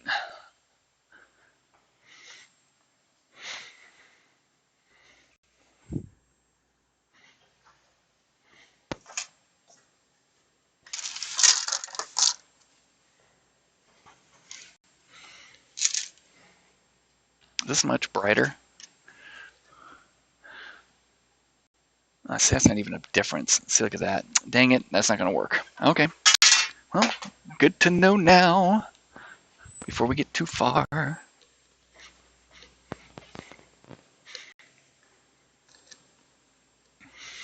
All right. Book to the drawing board. You know, here's what I'm going to do. I'm going to check downstairs.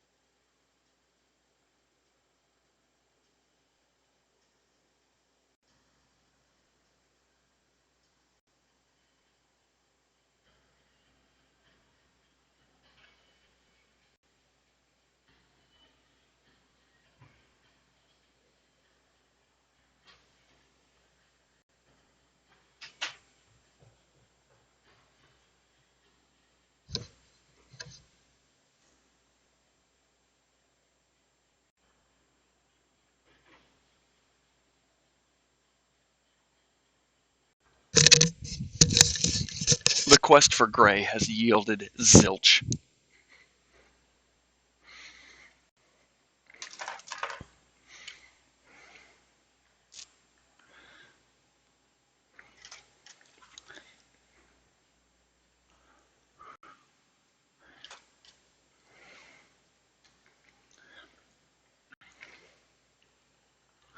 So what I want, literally want a middle gray here. There is one option. All is not lost. I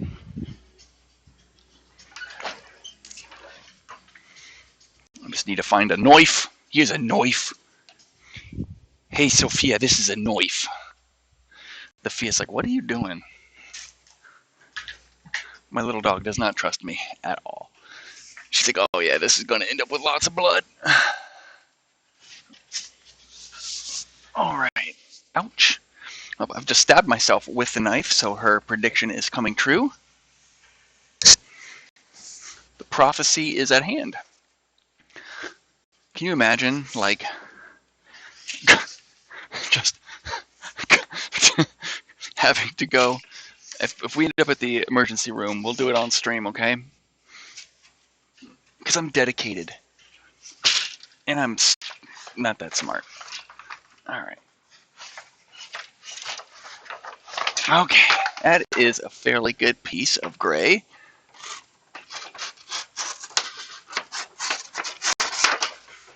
And we'll cut this way. We'll cut this way.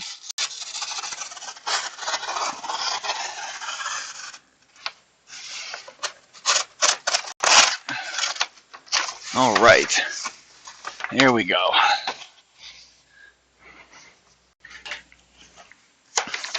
So the nice thing is we do have backdrop gray. If only I had some rocks to keep this from curling up.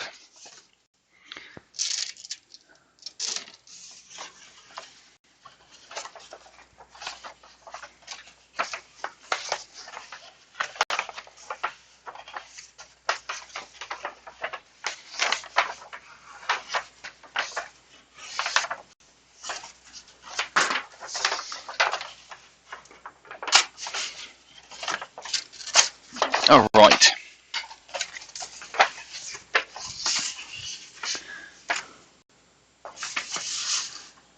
Look at that, guys. All right, so let's do this.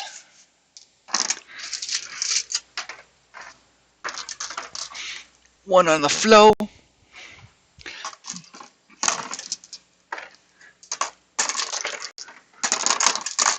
So with some luck, which I would just like to remind the universe that we deserve at this point,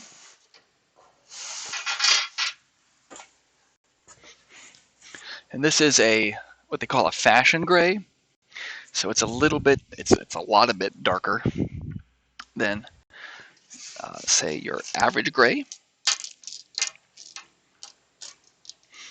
What I really would like is what's known as an 18% gray, which is actually, I have it. Worst case scenario, on the back side of this thing, we have an 18% gray, and you can see how much lighter. Oh God, should we just start there? Let's just start there, see what happens. Screw it. There we go. I just didn't want to get this thing all messed up. But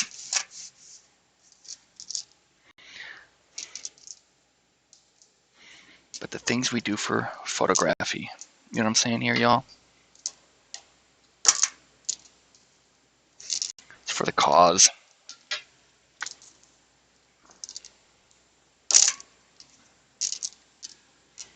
All right, that's actually a pretty good pile. Let's take a photo.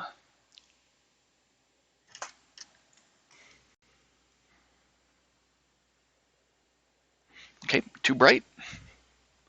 Let's go down half a stop. I just went down exactly 1/2 of a stop.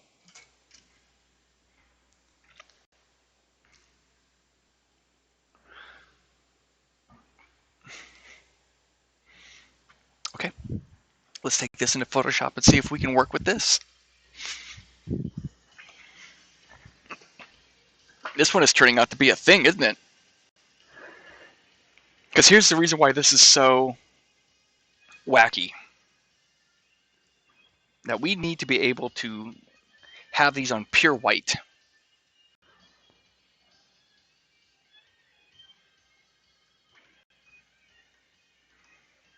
And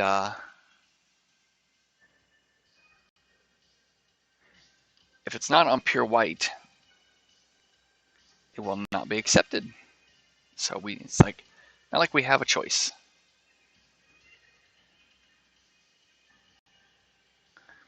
And so what you can't see me do right now is I'm taking that photo, which has a gray background, and I'm painting the whole background gray.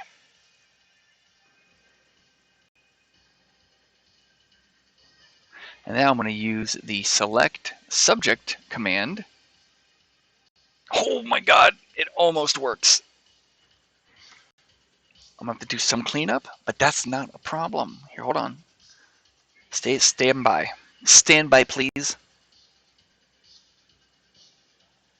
Yeah, I mean that is what it is, actually. So let me try this tool here to see if it'll work.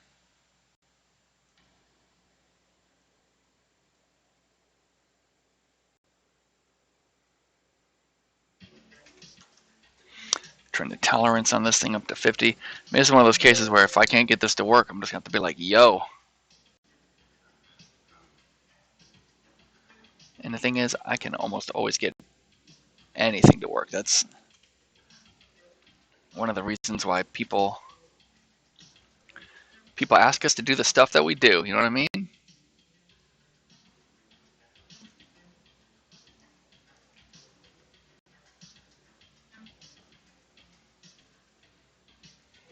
Yeah, this is not great. this is not great. I thought maybe it'd work, but it's not really working.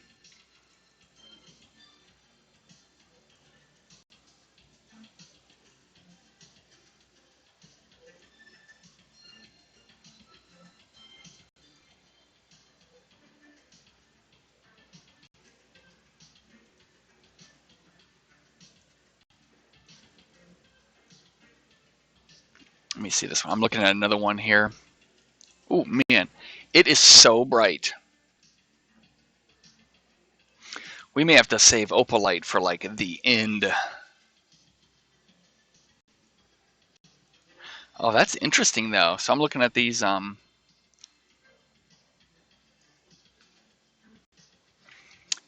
wonder if part of it is that after we do this, then I need to sort of. Sorry that I'm doing this off screen. That's some kind of chump stuff to do.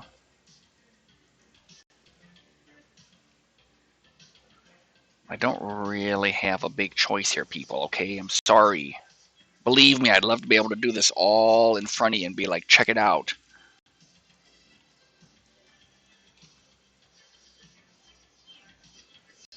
But right now, that's just not what's in the cards, okay?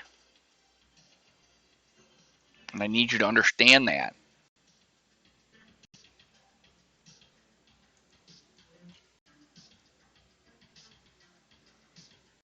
Yeah, one of the big things that I'm learning here is like, don't have any voids in between. Everything that I learn here, we can take back to the table, okay? All right, I got a plan. Okay, so I think we can stick with the gray. But we need to be very careful that you don't see the gray.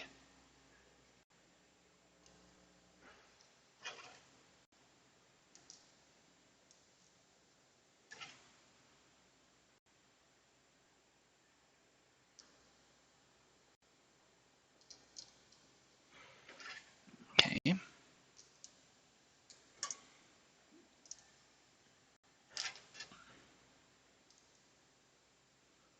So let's take a picture here.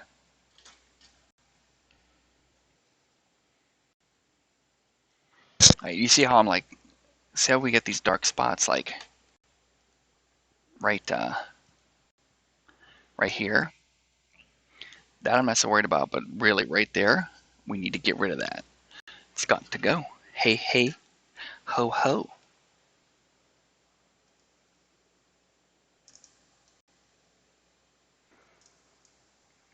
And if we create another dark spot by getting rid of it, it doesn't help.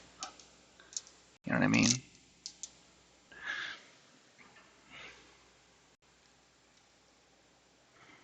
So right now it's like totally steady hand time. There was nothing steady about what I just did right there. We can probably remove this for now.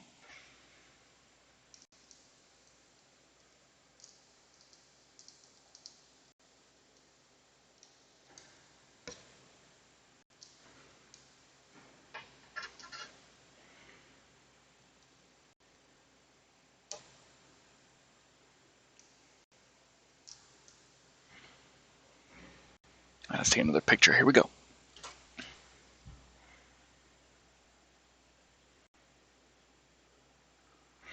Wow, isn't it crazy how much like of contrast that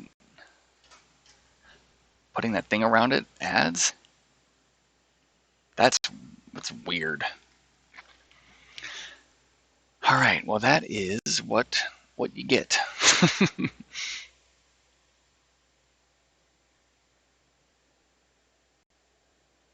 There's another option.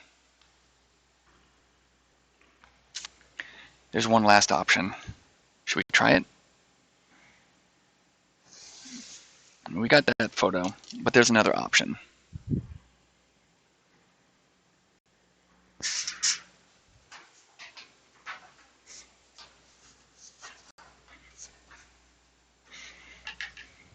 Stand by, and I will show you.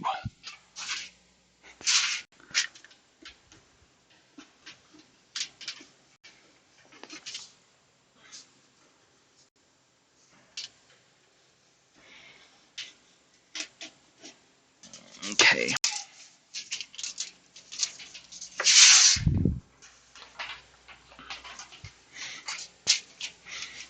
Can you see our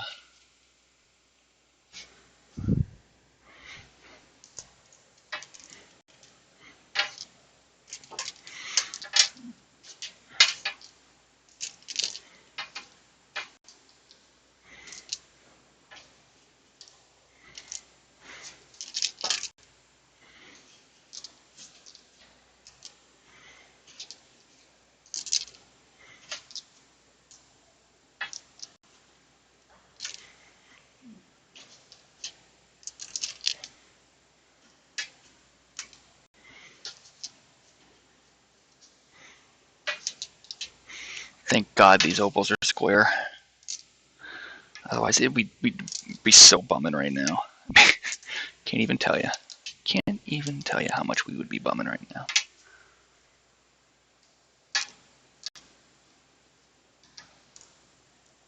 Okay.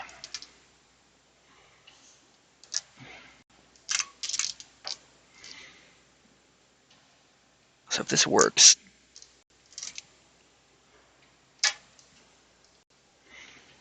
we'll be the opposite of bumming. We'll be stoking. Okay. Let's just take a quick picture here. 1, 2, 3.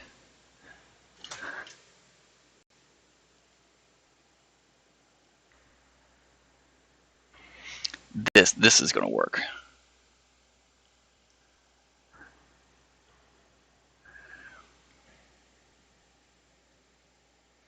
Let me get the this thing around it though.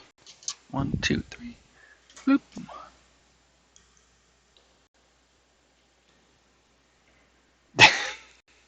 Okay. Let's talk about what we just did and why it's awesome. We took a piece of what's called cinefoil. And cinefoil is literally just a piece of foil. Black, it's almost always black. In fact, I think it is always black. And it's used in the cinema industry. You can use it for anything. You can literally use it for anything.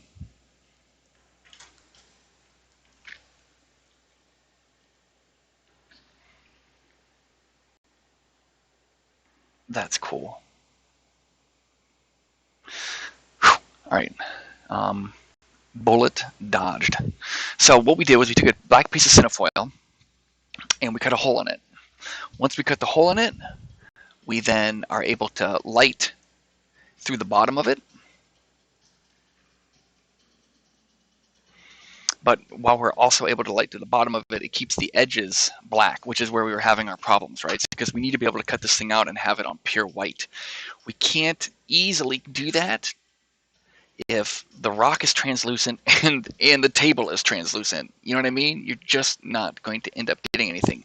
When I bump up the table to pure white, the rocks are also going pure white because they just transmit all that light right through them. You know, it's the nature of this type of stone. Well, that doesn't mean that we get to stop though. You know what I mean? We still have to keep sort of kicking forward on this thing. So I'm over at my other computer real quick. And let's just see what happens when I go like, if I say find the subject, it may not be able to do it. It's close.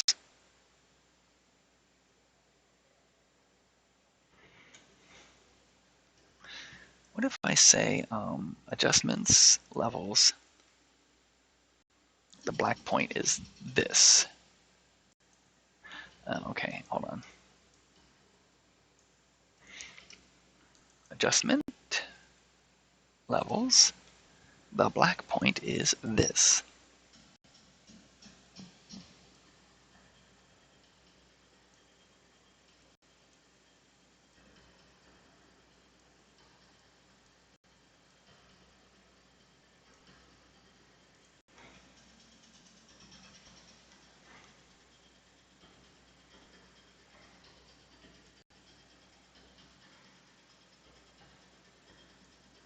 So I'm just over here kind of still playing with this, seeing if I can really get this to work or not. It wants to so bad. Oh, it just so bad wants to work. Yeah, you know, so this is a common problem that you will always deal with, which is you cannot ever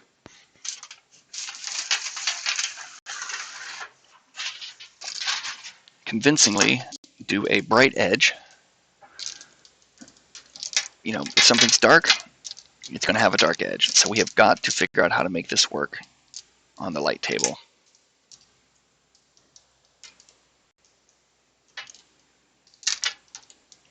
So let's build our base again here. That's our base. One thing we could do is sort of shy away from the super translucent blocks on the edge. Put the translucent ones in the middle, perhaps. Let the edge be sort of these milkier ones, you know. And by the way, it's like, you know, at a certain point, it's not about admitting defeat, but it's about admitting reality. And as I said before, I don't think it's financially viable or fair to completely rework the wheel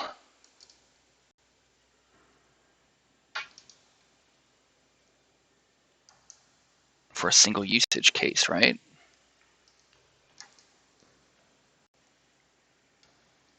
Okay. So what we're trying to do, I think,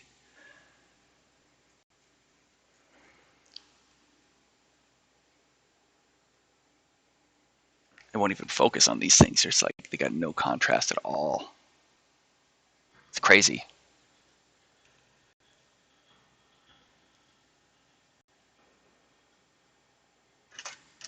All right, let me see what this looks like.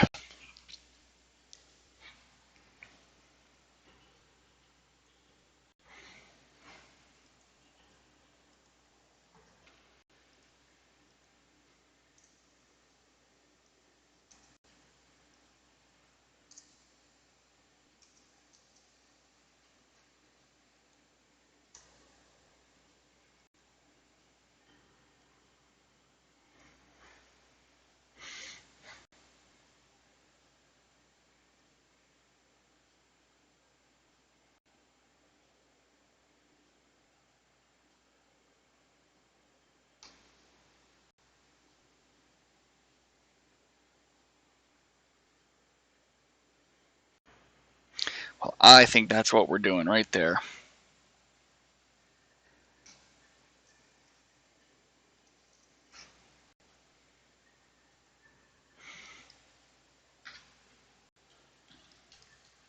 I mean, that is what opal light looks like. You know what I mean? That is it. Okay, well, that's a picture then. You know what I mean? That's one of them. And just out of curiosity, how far do we have to go before we really start to blow that out? So that's way up there.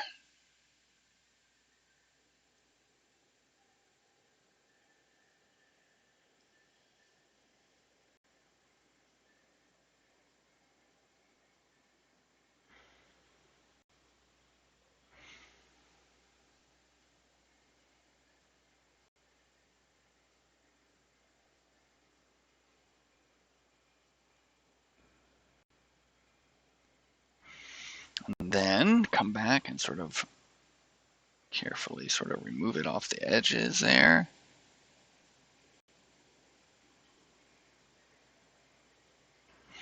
So if I can get one to the point where it looks good, then I know I can get multiples. You know what I mean? Like that doesn't look too bad. The other thing to do would be to do a new one. Auto mask this mofo.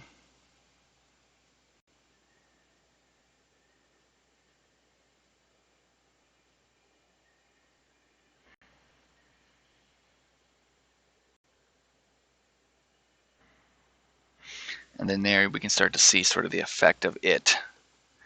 But the problem still remains where it's like, I'm going to have to go through and kind of clean up all the edges. That's not a problem. I mean, that's,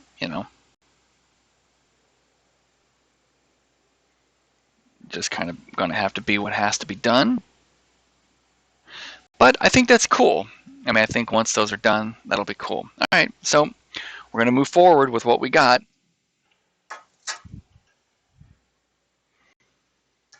We're going to have to keep these sort of like extra milky ones sort of there off to the side.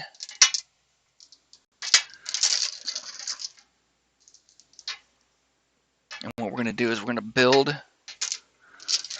our base with these, okay?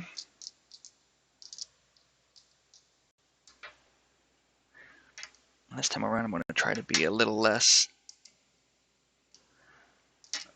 on the grid.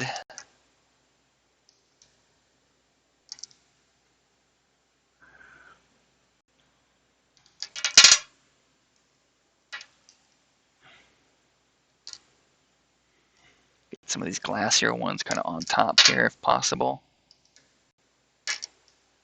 What time is it?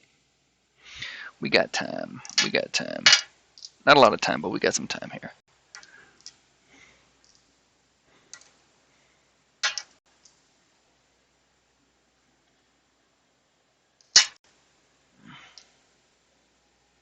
All right.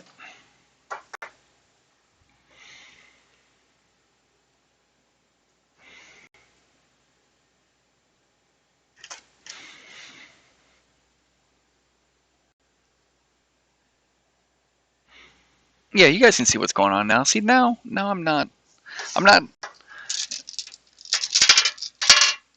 The problem, hopefully you can understand, is that this is not best case scenario for what I'm doing here. I would do these completely different, but I can't. I really can't. There are constraints that I can't get too far outside of, which is a bummer. All right, let's grab the super see-through ones here. And I like that as a base. Oops, let's get that kind of in the right spot.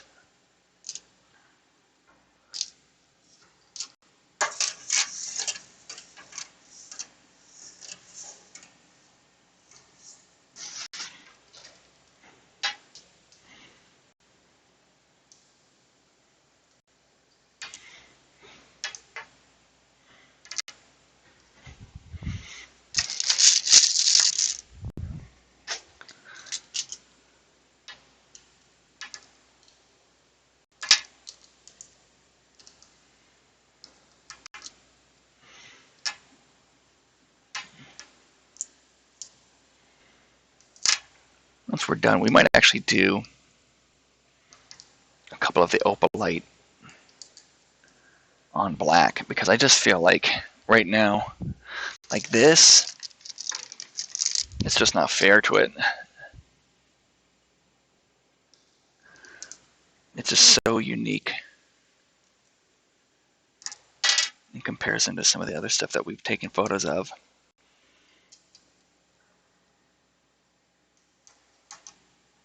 And even though it is not a financially smart thing to do in terms of time versus money, I do feel like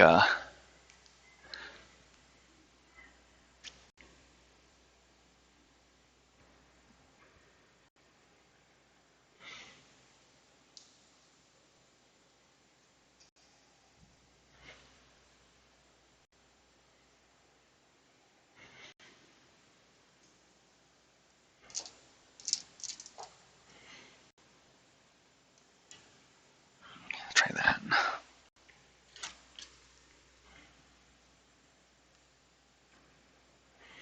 It's better. So okay, give that a 5.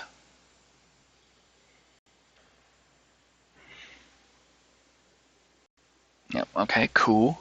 Cool.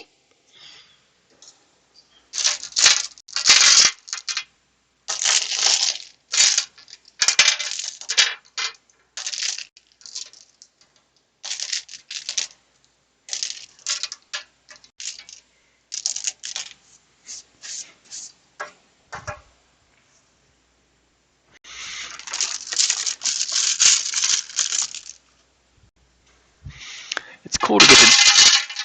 It's cool to get to do this one on the stream, because it is so much more complicated than any of the other ones that we've done yet, ever. By far, this is the most complicated, using this particular, lighting setup. And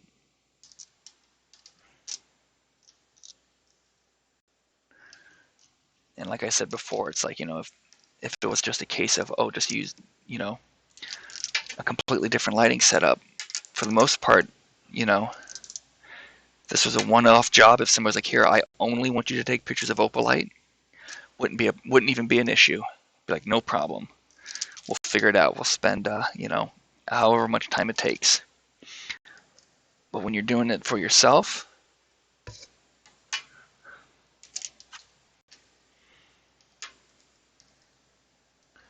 it also might be one of those cases where,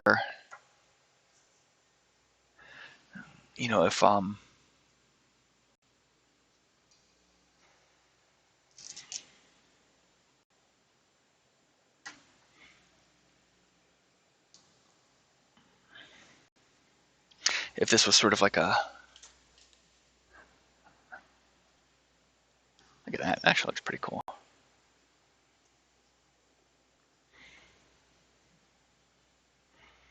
That's a cool pile. That's a cool pile. What a stupid thing to say. Hey man, your pile is dope.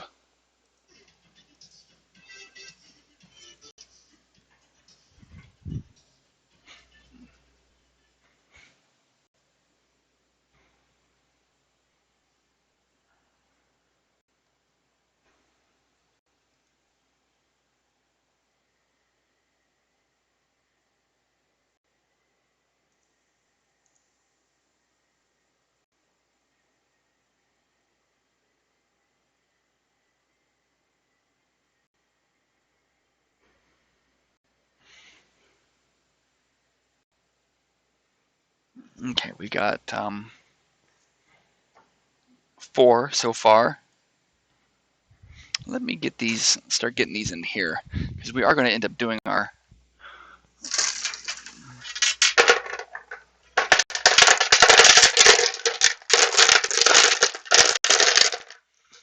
our box version of these.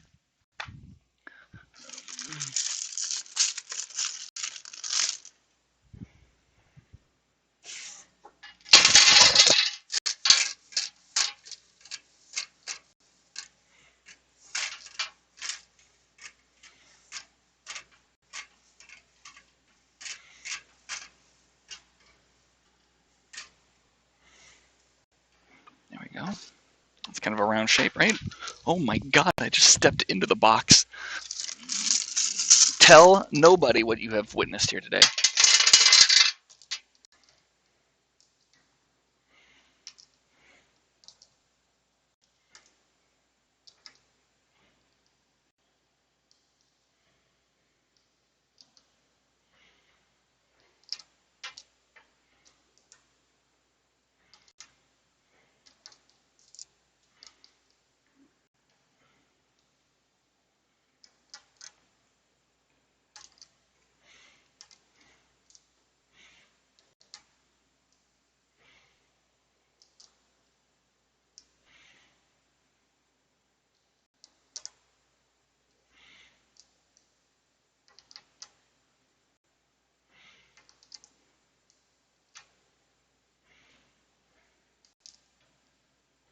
Looks like a good pile. Oh man, my back hurts from leaning over. All right, here we go.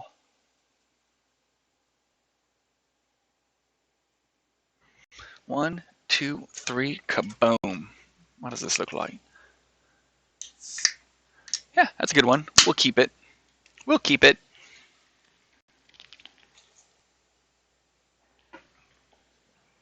You could listen to me drink delicious drinks. I'm drinking a zesty drink. Okay.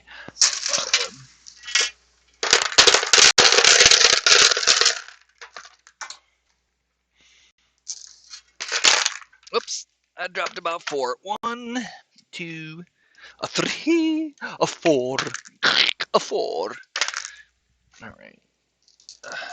Get these back in here. Awesome. All right, so we got this, but before we continue, I do want to get out our. Oh, you know what? This might be kind of fun. This might be kind of fun. We just got to be careful. But let's do this. All right, stand by. I've got an idea, love. It's going to be good. Well, it might be good, or it could be crap. My ideas range from good to crap. Hey, baby. These opal lights fucking suck. No, I mean the photograph. But still doesn't matter.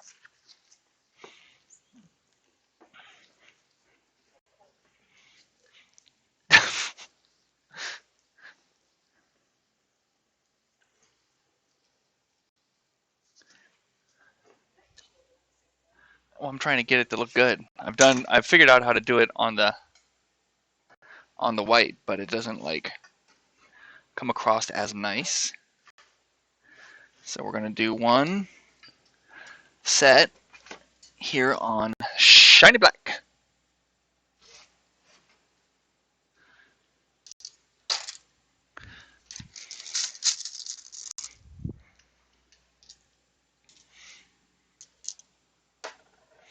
I'm gonna do it very carefully.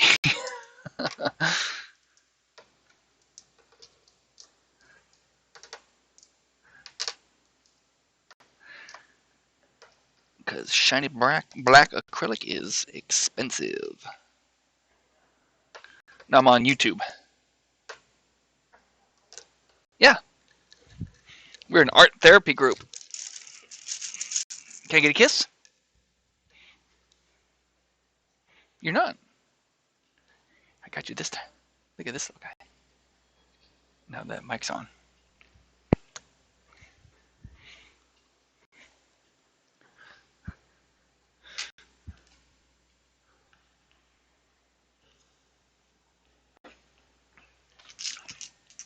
Happy Valentine's Day, everybody.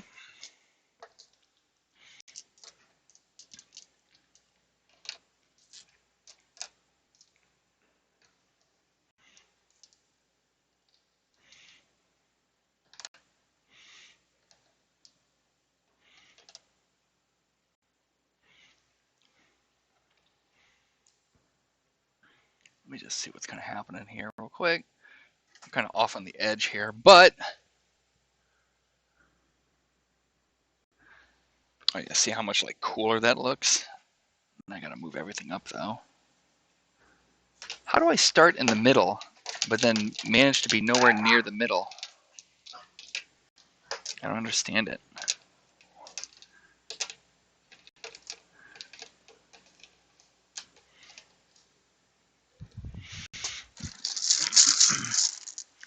My ability to just sort of drift is amazing.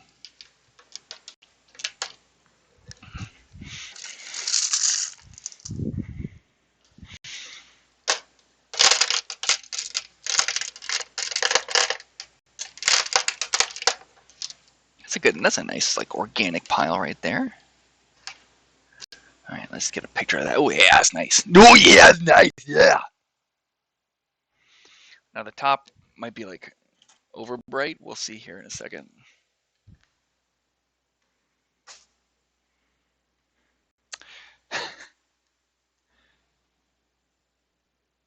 Am I an idiot? Am I a moron? Oh well, doesn't matter. I mean, I am an idiot, but that's not the point.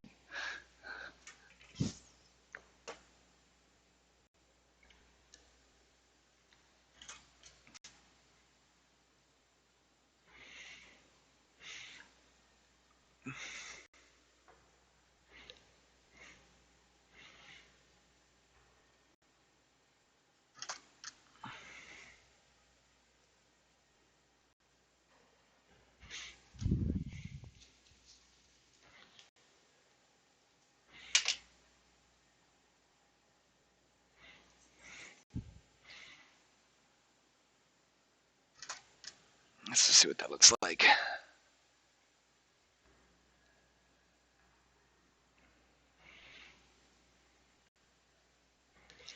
Nix this guy.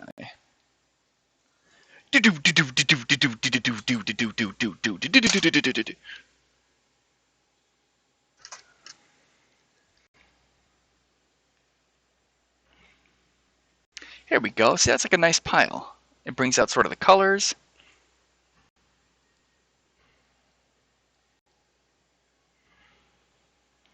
We'll do that on, just leave it on black. Give that to him that way.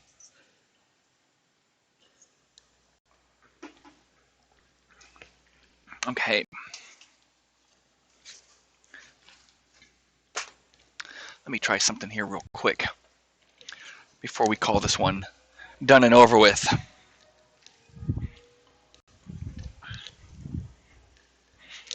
Is it over here? Where did I put my stuff? There it is.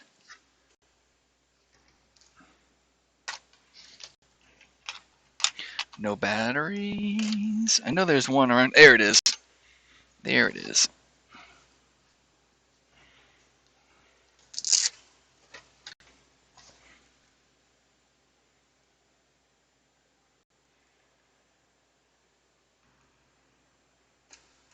Okay. So I've got this flash that I'm going to attach to another camera.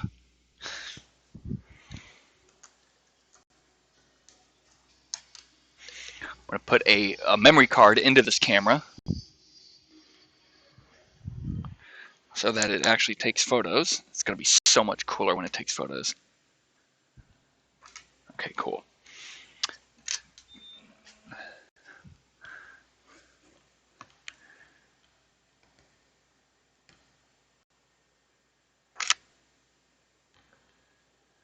It's so dark. Why is it so dark? We'll go. Oh, let's turn this off of ETTL mode. There we go. I'm going to turn the power way down. Turn it all the way down. Yeah, that still works. Okay, so now we can be at 125 at F11.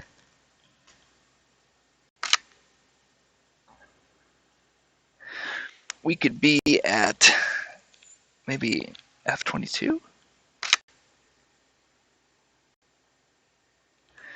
Maybe F13. That's kind of cool.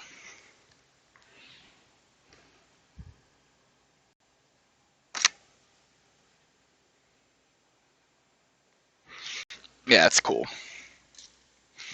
So I have another camera here that I'm just taking pictures with. And the lights that we have are optical slaves as well as wired in there. So I can just plug in a speed light. And when I press the button, everything flashes. Makes it super, super easy. All right, let's get our last few photos here. We'll try to do this without scratching anything.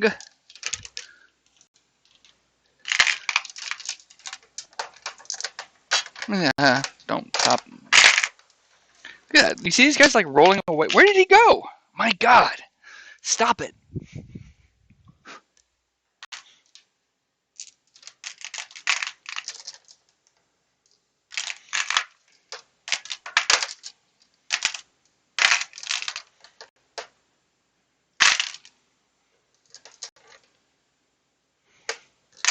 Yeah, when you get really nice sheet of acrylic like this, the last thing you want to do is scratch it. You want to keep this thing as clean as possible for as long as possible. And not always the easiest thing to do. Okay. So now we're on to this guy here. This could also turn out to be a whole new set of just of worms, a whole new can of sets of worms, of sets of cans. But let's stay positive. I'm super positive right now. Let's get a picture, see what this looks like. Oh yeah, that's gonna be fine. You know, the purpose of these is so much different.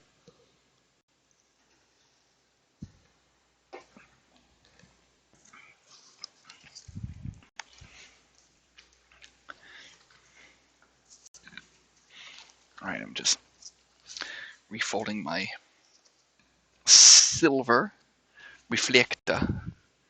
Silver reflector. Putting them right there in front. How are we doing? How are we lining up here?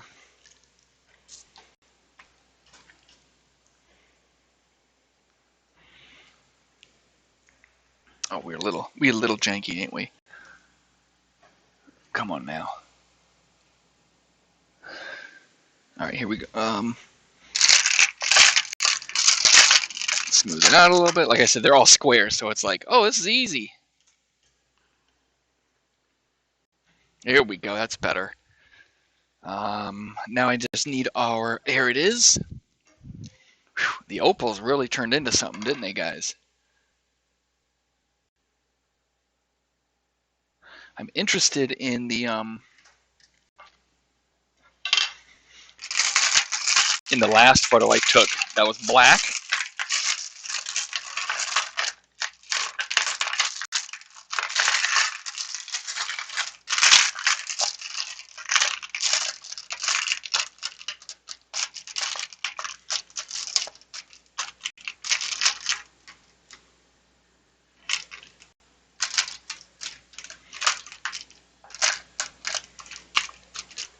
Okay, and hit it. So we got two. Make sure everything's looking good. Looking really good.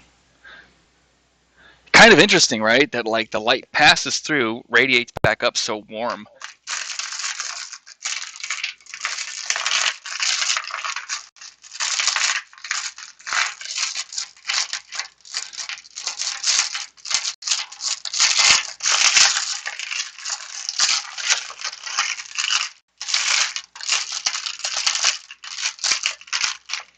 Because so many of these are square, they're all pretty much square. But anyway, because they are square, they really they kind of lock into a shape on the bottom.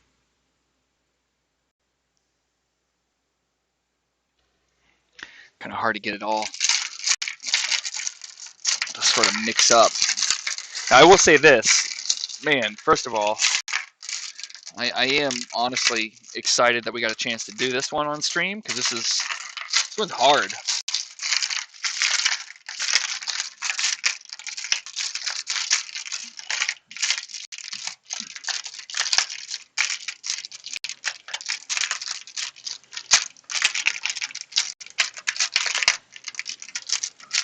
All right. Here we go. That's 4.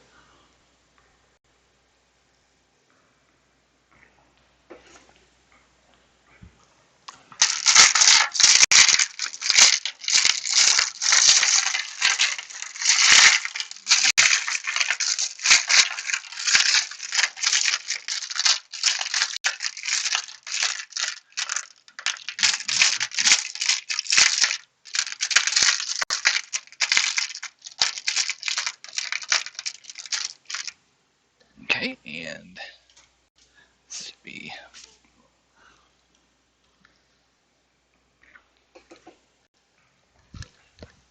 looking good. All right, let's get some in our let's get our hand shots going here.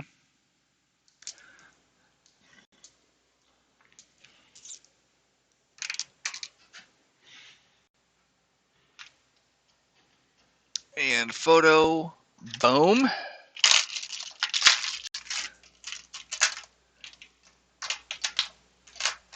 How does that look? That looks good. Doesn't do it any justice for what it really looks like. But the one that I took before, I think, actually will be very important to that. Maybe these guys here, though.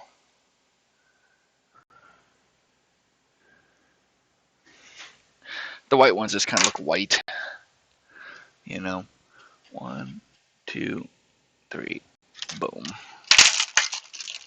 How about that? Oh yeah, that's actually way better.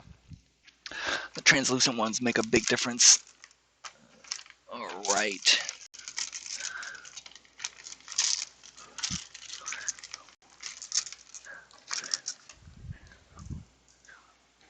So the opal lights are man-made, by the way. So, figures that the man-made ones give us the most trouble. Thanks a lot, man. All right, here we go. 1, 2, 3. Looks cool.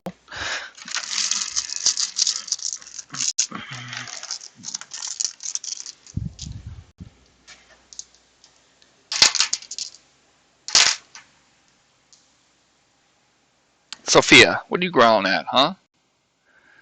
Mustard fart? How you like that? How about if I call you mustard fart? 1, 2, 3. Boom. What do we got here? That's only 4? My God. My God.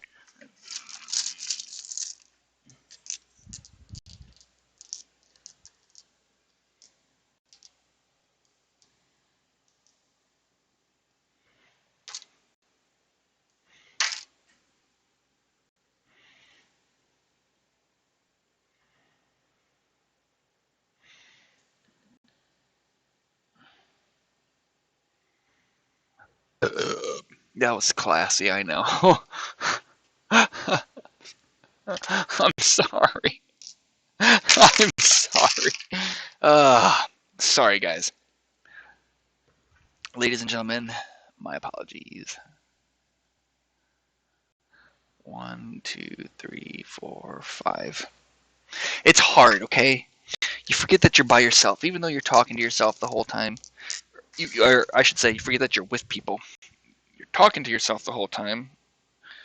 You think that you're by yourself.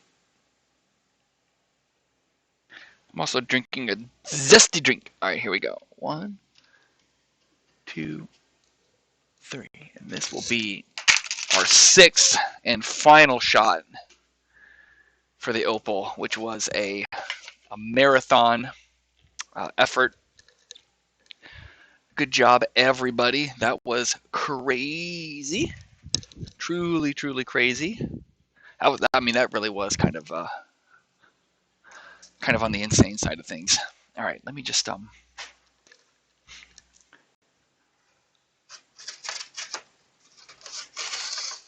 got this piece of paper up here that if it isn't cut even, I'll lose my mind. I know that sounds so OCD, which I'm not ever OCD at all, but that's going to drive me crazy. Okay, there we go. You can't see it, but there's a full-sized werewolf. And when I say full-sized, I mean he's big. And he stands in the window and intimidates the neighbors.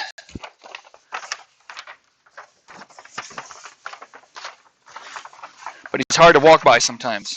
All right, we're gonna fold this up, this gray, because you never know when you're gonna need it, like we did today, like we did and didn't, all in one swoop. All right, put that there. Done. Okay, guys. Well, let's go ahead and finish kind of cleaning up here, and we are going to call that a day. That was a long day. We actually were taking photos before we started streaming. It just kind of never ends.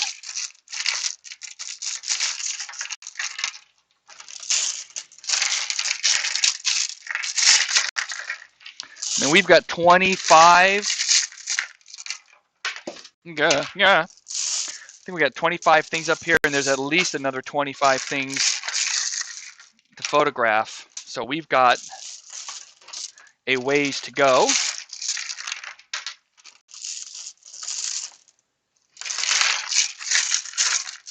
So we are definitely far from being done with these.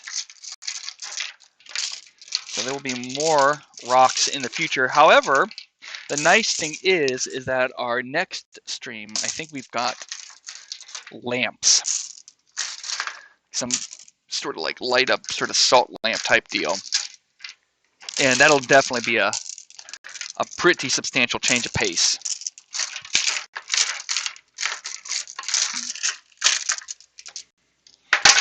And who knows, maybe we'll take it, we'll take those outside. That might be kind of cool to get, you know, some environmental type of shots. And I'll have to see what the weather is like.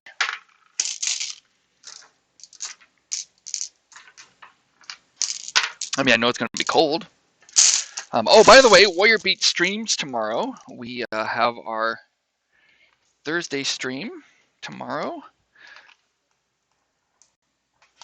There we go. And done. Urgh.